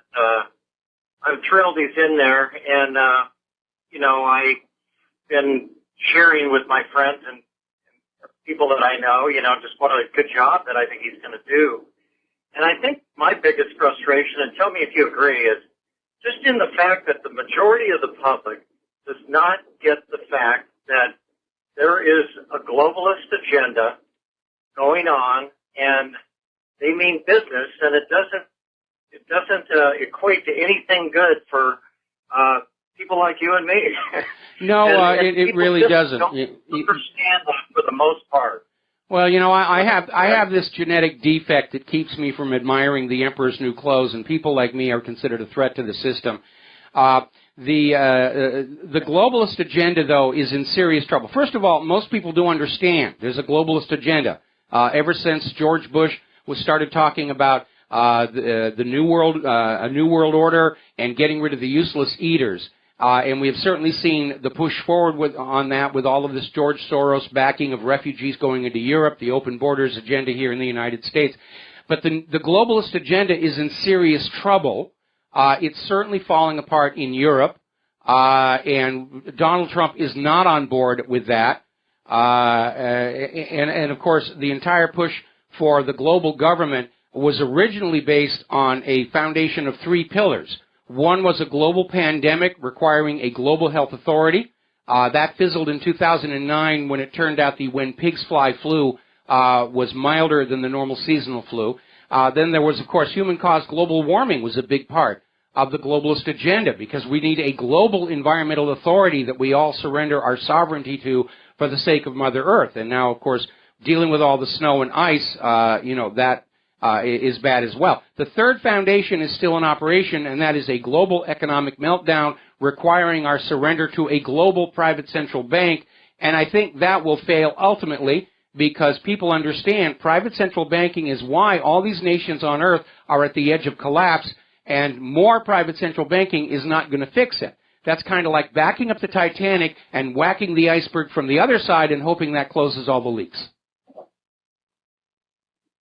The way you described it yesterday about the central banks, I kind of see it like a Ponzi scheme, charging us interest and then expecting the whole thing to work. And the fact that the ultimate fall of the World Bank, because they're trying to interconnect all of these world banks across the world, like you described. Well, it is a Ponzi scheme, and it's a pyramid, because for the private central bank to perpetuate, there must always be a larger population of new borrowers coming into the bank to allow the bank to create lots of new money, part of which is siphoned off to pay the debt on the old money. And that's why they're always out there trying to get more people on the debt hook, student loans, credit cards, whatever they can do. When they run out of new people to bring into the system, the pyramid collapses. That's what happens with every Ponzi scheme. It reaches a point where they can't find new people to bring into the system in order to prop it all up. And now it's happening all around the globe. Yes, the way they're so audacious, they think, okay, I'm here, now pay me interest for these pieces of paper that I print and hand to you, without making any investment of their own in the economy. It's just arrogant beyond belief. It's a legalized counterfeiting operation. And they've been playing this scam on the human race for 300 years, because they're always able to have enough money to bribe their way into control of a nation's currency, because the leaders of every country would sell their own mother for $1. You're a clinic, Mike. Thank you for all of everything you share with us. All right, well, thank you very much for the phone call. Merry Christmas. We're going to let you go here. And we're going to do a shout-out to our honor affiliates who are just now rejoining our network. And we're talking about immigration. And not too surprisingly, we're hearing from government slaves, the European Union is in response to these acts of Islamic terrorism up there in Berlin. They're calling for more gun control, forgetting that the guy in Berlin used a van. And that issue of gun control is always bizarre because every time there's an act of terror, the government turns around and punishes the people who had nothing to do with it. And it is such an irony because every time one of these refugees commits one of these acts, what's the first thing out of the government's mouth? Oh, well, you shouldn't judge all the Muslims by the actions of this single crazy individual. Why don't gun owners get that same deal? It's the exact reverse. There's a shooting someplace. Oh, all the gun owners are collectively guilty. We've got to take their guns away. And by the way, we just posted a link to a petition. Apparently, one of Obama's last atrocities in office is pushing through this legislation, which adds the Social Security database to the National Gun Registry. In other words, if you're over a certain age and you have certain medical conditions, they will arbitrarily deny you your Second Amendment rights. It's an extension of the bill they passed for veterans, saying that by default, veterans are suffering from PTSD and therefore they shouldn't be trusted with guns. We trusted them with guns when they're killing our enemies. We don't dare trust them with guns now that they're back home, which tells you how afraid this government really is of an armed population. And they ought to be. That's the reason for the Second Amendment, to hold the government in check, to keep the government as public servants rather than public masters. Okay, getting on back to immigration here. Not too long ago, British authorities arrested an Eritrean man claiming he was the world's most wanted people smuggler, and there was headlines all over we've got this guy. And apparently it turned out they got the wrong person. Italian prosecutors have admitted that the suspect is a victim of mistaken identity. They goofed. They absolutely goofed. Now, a little bit of good news. For those of you who, like me, like our privacy, Europe's highest court has declared the British snooper charter to be illegal, ruling that the British government's indiscriminate retention of emails is illegal under the EU Charter. Now, this is going to be short-lived because once Britain leaves the European Union, they can go back to the Snoopers Charter, and there's no higher court to overturn that. Now, speaking of the VA, Donald Trump is vowing to pick up the hotline on VA reform. And definitely I am on board with this. The way our previous governments have been treating our wounded veterans is a disgrace. It's like I mentioned to that other caller, always seems to be money for monuments and statues and things honoring the glory of war. But those people who actually fought in those wars, did the government's and money junkies' bidding, and suffered grievous permanent injury, they're being ignored, neglected. They're just being put on hold, hoping they'll die and go away and cease being a burden. Now, if you are using Groupon to grab some Christmas presents, you might want to check your account for fraudulent activity. And apparently there is a cybercriminal out there who's broken into the system. And millions of users are at risk of having money illegally withdrawn from their accounts. So, strikes me as rather odd. The British government wants to spy on the law-abiding citizens, but the real criminals just go free and clear. Now, there is a Android malware out there called Fake Token. And apparently there's a new version out which, along with stealing all of your banking data off your Android phone, is also a ransomware and encrypts your files on your Android and demands a ransom. 16,000 victims in 27 countries have already been hit. Where's the NSA in all of this? Or is this another fine product of the NSA? We'll be right back. Hi, America. Welcome back to our show here. We're going to take a phone call from Kyle in Pennsylvania. Aloha. Welcome to the show. What's on your mind? Hey, Mike. Well, first of all, I want to wish you a very Merry Christmas. Merry Christmas. And thank you. One thing I think that's phenomenal about Trump is that it's not even so much what he has done, but he has allowed people to see how many people are actually awake to what's going on. And I always thought that was the last wall that needed to fall. Is not so much that you know, and I know, and my neighbor knows, and the guy 2 houses down know, but now we all know that we all know what's going on. And that's an indestructible, you can't stop that. No. You are right. You are absolutely right. That is a very important thing because one of the big lies that the corporate media was putting out for decades to those of us who were asking questions is, well, you're the only one who's got these doubts. You know, you should stay silent because all your friends and coworkers and everything, they're still on board with the government. And so you have this ridiculous image of a room full of people at a party, and they all know something's gone wrong, but nobody's talking because they think they're the only one. And that was the trap there. And that's why I kept saying throughout the years, the most important thing that you can do is to speak out.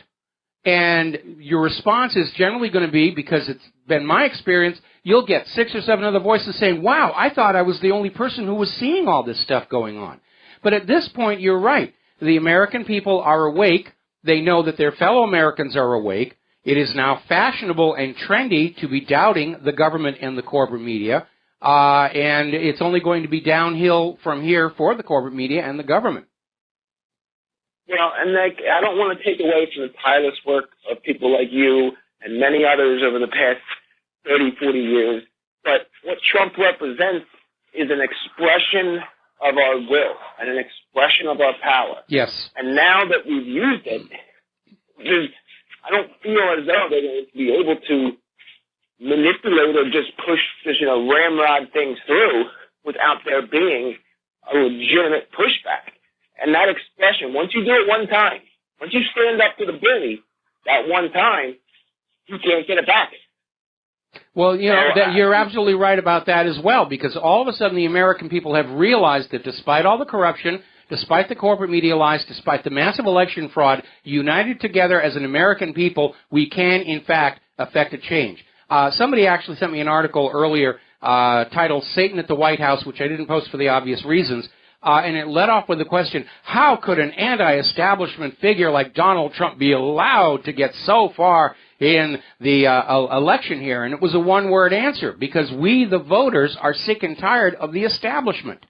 And you better get used to that idea. All of that rhetoric, all of that, Trump is racist, Trump is sexist, Trump is Satan, you're sexist, you're racist, it's just white noise now. It just doesn't faze anybody. They push right through it. They burned it out. They don't care. They burned it out. They used it so much, it lost any shock value and meaning. Same thing with Israel screaming anti-Semite at everybody. They've used it so much, it's a null. You're an anti-Semite. Okay. You're a sexist. Okay, maybe. Yeah. If you accuse enough people of being racist, eventually all the people that you've accused look at each other and say, well, I know you're not a racist. You probably know that I'm not a racist. Okay, this is the one, this guy here's the one who's wrong, not us. Yes. So they're shot. They're done. Yeah. Finito. Absolutely. Okay, well, anything else? You have a wonderful holiday. All right, same to you. Okay, you have a wonderful holiday. All right, we're going to let you go and switch over to Larry in Washington. Aloha, welcome to the show. What's on your mind? Yeah, Mike, did you say anything about that Giuliani Twitter? Yeah, it's a hoax. It wasn't really Rudy Giuliani. I don't know why they're still out there trying to push this Pizzagate hoax, and I'm sorry so many independent media are picking up on it, because I think it's a setup to try and discredit us and make us look bad, because that's the only tactic the corporate media has against us right now. They can't start telling the truth, and they go on telling lies. I understand pedophilia is a real problem. It's rampant among the elites. but this Pizzagate thing feels like a setup to embarrass us or worse, open us all up for defamation lawsuits so we can be sued out of existence. Thank you for the phone call. We got to take a commercial break. And aloha, America. Welcome back to the show. We're going to take a phone call from Al in Canada. Aloha. Welcome to the show. What's on your mind? Thanks for taking my call, Mike.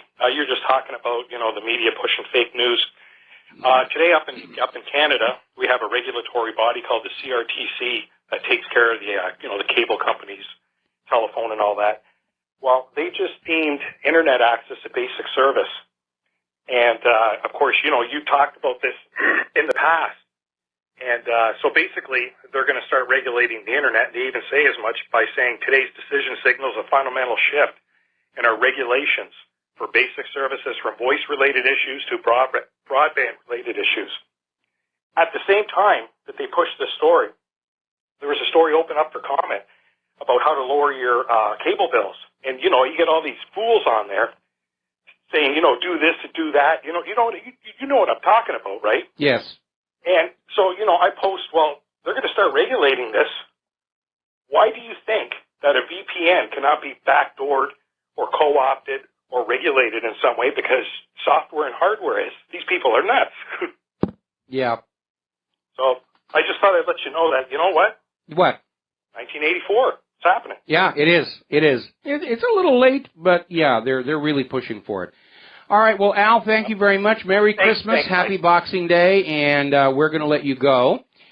And by the way, as long as we're talking about that, I should mention to you that the RBN broadcast holiday will be next Monday. So it's a live show tomorrow, a live show Friday, and the Lady Claire will be with us. The following Monday will be a pre-record, and the same thing's going to happen presumably over New Year's. Now then, getting on back to computers, interesting story coming out of the Register in Great Britain, where a House committee has said that strong, non-backdoored encryption is vital to the U.S. economy to protect us from cyber criminals, but the federal government should totally be able to crack it.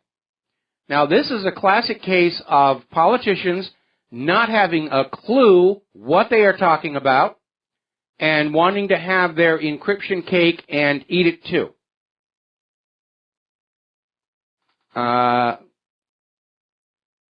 Okay. All right, there we are. Now then, I had to respond to a comment from the control room. Okay, so here's the situation. We already demonstrated here at What Really Happened that real criminals and real terrorists can create new systems of encryption the NSA cannot break. Over the course of a year, we issued 6 encryption challenges. They were very basic, very simple. Not one of them was broken. And the NSA would have been well motivated to crack these codes to demonstrate they could do it to discourage other people from learning how to come up with their own encryption systems. They couldn't do it, so they ignored me with as much dignity as they could muster. And that's why the government backdoors everything. But the cyber criminals find those backdoors and use them to steal our business secrets, to plant malware, ransomware on our computers. So the reality is, if there's strong, non-backdoored encryption out here, it's going to be almost impossible for the feds to crack it. Now, one way they could make their efforts a little more efficient is to stop trying to spy on all the millions and millions of law-abiding citizens out here, allow us our Fourth Amendment privacy, and actually focus their resources on the real criminals. That's what they should be doing. But the real agenda is this federal government is terrified of the American people right now. We're waking up. We're realizing the sheer scale, the massive amount of lying that we have been subjected to by the government and the corporate media. We are now skeptical. We are asking questions. We are doubting what the government says, as we justly should. And the government is now afraid of us. That's why there's this big push to get rid of the Bill of Rights. to silence freedom of speech, to punish us for wrong opinions like they're getting ready to do over in Germany, to take away our Second Amendment rights. And there's a classic case of people thinking from past history. The revolution is already underway. It's happening in cyberspace. It's a virtual revolution. Nobody's pulling out guns and chasing politicians down the road. So they're applying what they think is a solution to the completely wrong area. I honestly do not think we're going to see an armed rebellion in the streets of America. I certainly hope not. I'm working against that. But there is a real revolution. It's happening now. And you are all revolutionaries. When you stop believing as you're told to believe, when you want the truth instead of corporate media lies, then you are part of the revolution. Viva the revolution. Need to get badges or buttons or something out here. All righty. Now then, speaking of security, if you travel a lot, you probably have availed yourself of the aircraft's in-flight entertainment systems and Wi-Fi access. Apparently, those systems are not at all secure. There are serious security flaws in the cabin entertainment systems that are open to abuse. And apparently, these cabin entertainment systems can be taken over by hackers who are on the same plane with you.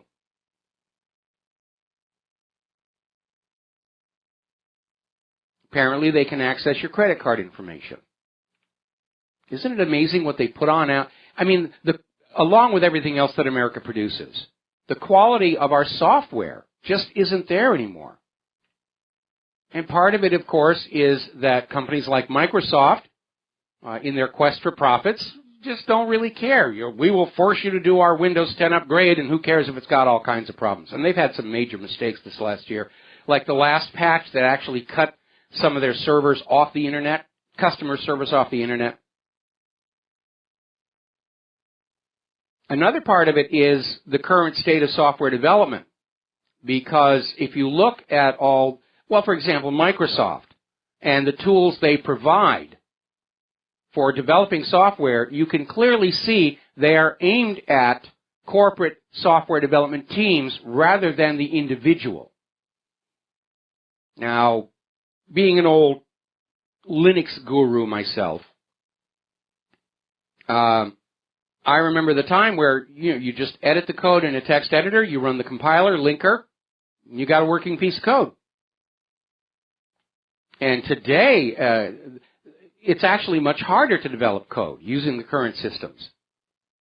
We've actually taken a step backward. Code development hasn't been this hard since the days of punched cards and plug boards. Because they're afraid of ordinary citizens like you and I being able to write code, as I illustrated with that NSA challenge. Now, a lot of people are Linux fans. I'm one of them. But enough people are now on Linux where it has become profitable for hackers. Remember when Apple Computer for years and years and years was putting out this image, well, we don't have the malware problems Windows does. And they implied it was because the Apple operating system was just superior somehow. That wasn't the case. The reality was there were so few Apple computers compared to Windows computers, it just wasn't worth the bother. And then after Apple gained a much larger market share, now they're dealing with malware. And they're not battle-hardened like us old Windows users. So apparently over in the world of Linux, Adobe apparently reversed the decision to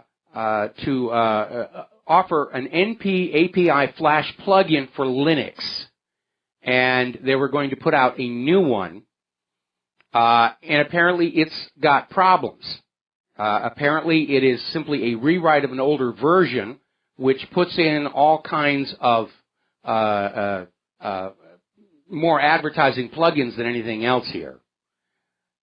And here's my question.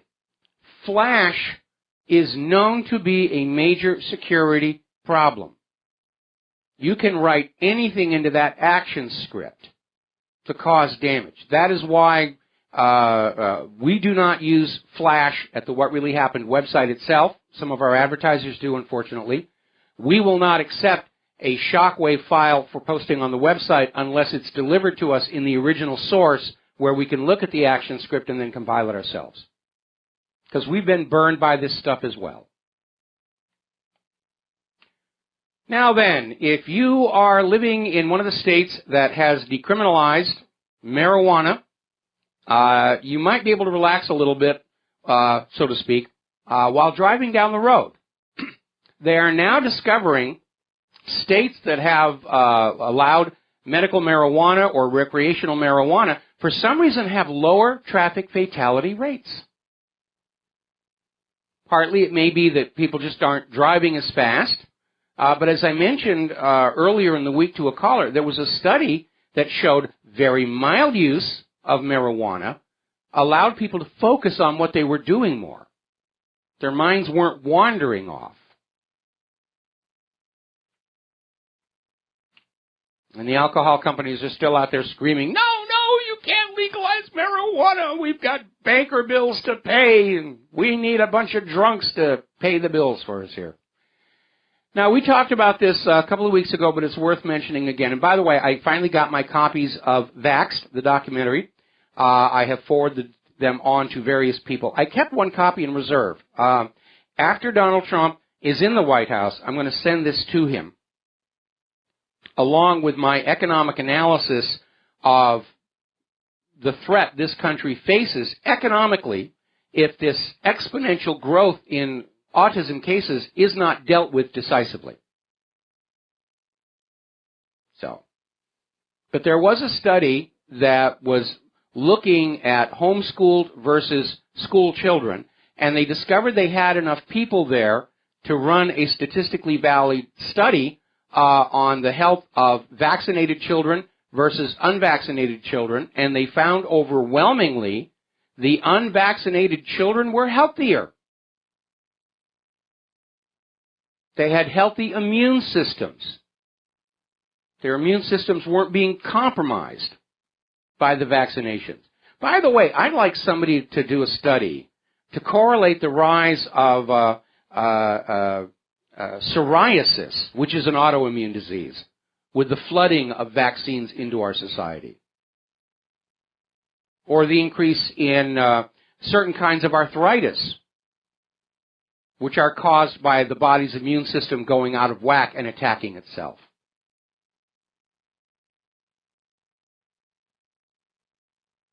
We may be dealing with a pharmaceutical industry that is actually causing a lot more damage than good, which gets me to this story that came out of WakingTimes.com. Earlier this month, prosecutors in the state of Massachusetts arrested 6 former pharmaceutical executives of Insys Therapeutics Incorporated. Now, they were manufacturing a pain medication called Subsys, which is based on a synthetic opiate called fentanyl. Now, fentanyl is incredibly potent, far more potent than real opium. It's also far more addictive. And apparently these 6 executives set up this operation to incentivize doctors to overprescribe this medication, make sure the pharmacies were fully stocked, literally trying to create addicts to the synthetic opiate to make money. And right now, opioid deaths in the United States now exceed gun deaths. You got to ban the guns, ban the guns. Well, these prescription opioids are killing more people. Oh, but they're good. They're good. We shouldn't do anything about that. Down in Flint, Michigan, they're still dealing with their water issue. And apparently testing is now showed that at least 3,000 other U.S. communities have water coming out of the tap with lead levels higher than Flint, Michigan. Some of them 2 to 4 times higher. This is a major, major problem, and it was all brought about by Flint and presumably these other communities looking for ways to save a few bucks not put certain chemicals in the water supply to protect the pipes from corrosion. Because after all, I'm going to be out of office in another 4 years, and it'll be somebody else's problem to deal with. Now, I'm not a monarchist, but you have to admit there was one upside to ruler for life. They're stuck with the job. They can't make a decision and say, it's not my problem to deal with down the road.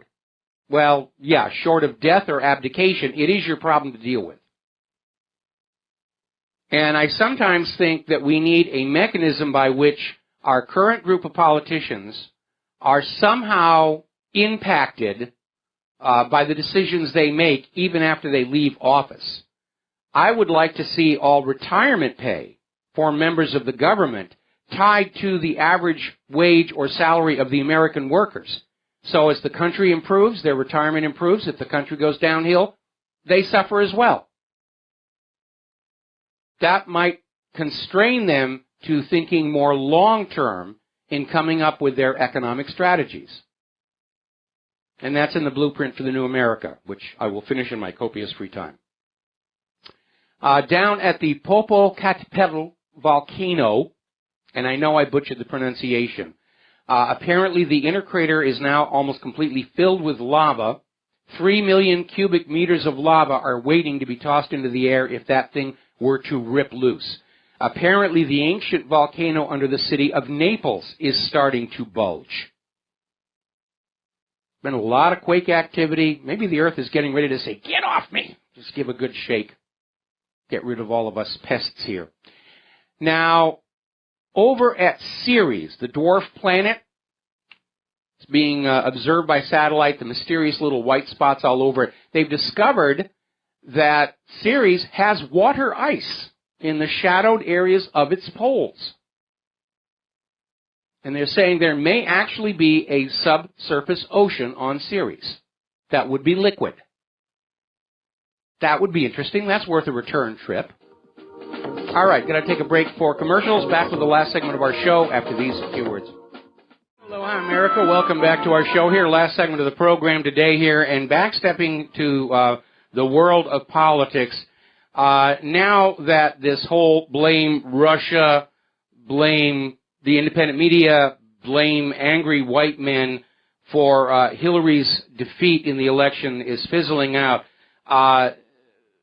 Hillary supporters are now turning on themselves, and a lot of attention is now being focused on Huma Abedin, where Hillary's inner circle are now pointing their fingers at her and saying it was Huma Abedin's fault. Huma gave her bad advice. Huma encouraged the bad behaviors. And this, of course, is a very, very risky thing to do with talk of prosecution of Hillary still in the air. Because if that inner circle starts to shatter, there's going to be all kinds of people who are going to be thinking, I need to get to the prosecutors with my evidence now and make a deal, before somebody else gets to the prosecutor with their evidence and makes a deal against me. And the rush will be on.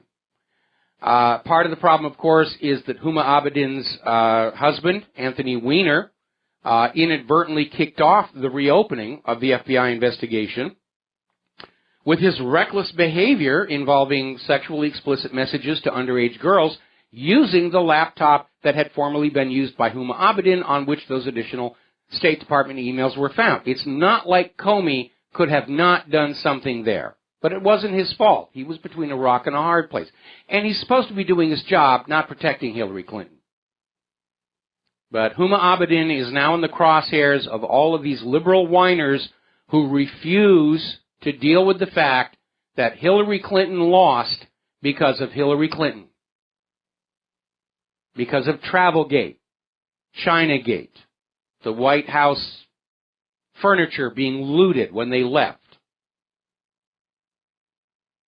the Arkansas Development Finance Authority, the Clinton Foundation, pay for play, the constant lies, the cheating of Bernie Sanders in the primary.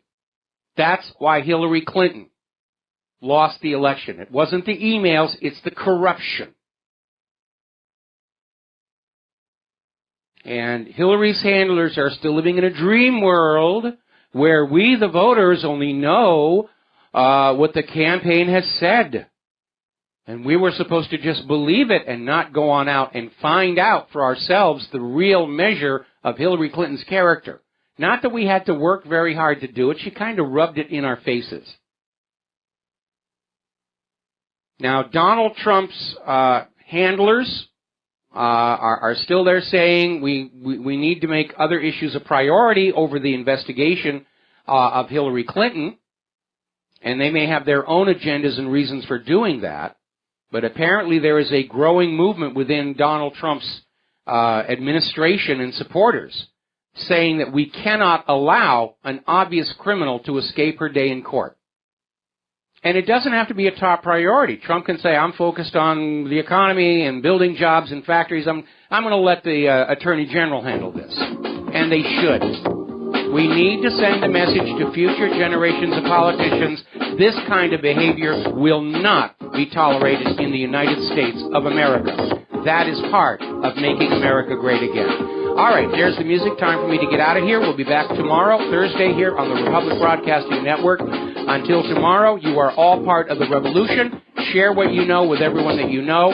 We'll be back tomorrow. Aloha, America.